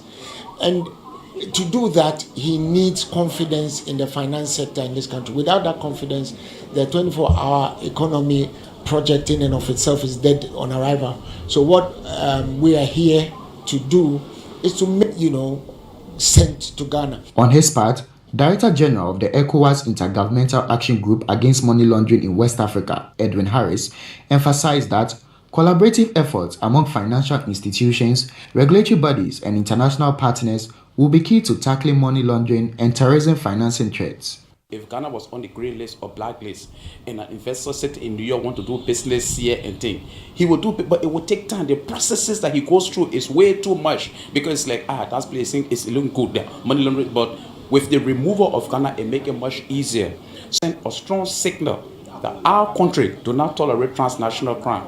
So we need more prosecution, we need more conviction, and we need to send other when people know that if I do this, this will happen to me. Regulatory authorities in Ghana say they are actively working to maintain the country's financial integrity and prevent illicit financial activities.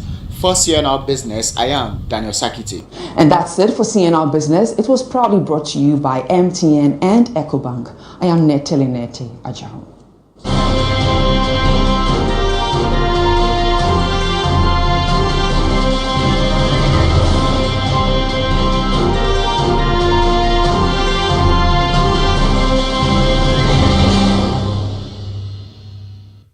CNR Business was brought to you by MTN and EcoBank. Every day, people have money emergencies. Ma, I need my school fees emergency. Mommy chop money emergency. Emergency. Catch it. I'm your rent emergency. Now, there's a new emergency number in town. More money, challenge and enjoyment. At the top life we got. Dial star 770 hash for all your money emergencies and chop life. Dial star 770 hash for money emergencies and get easy and quick access to your money, loans, and other banking needs.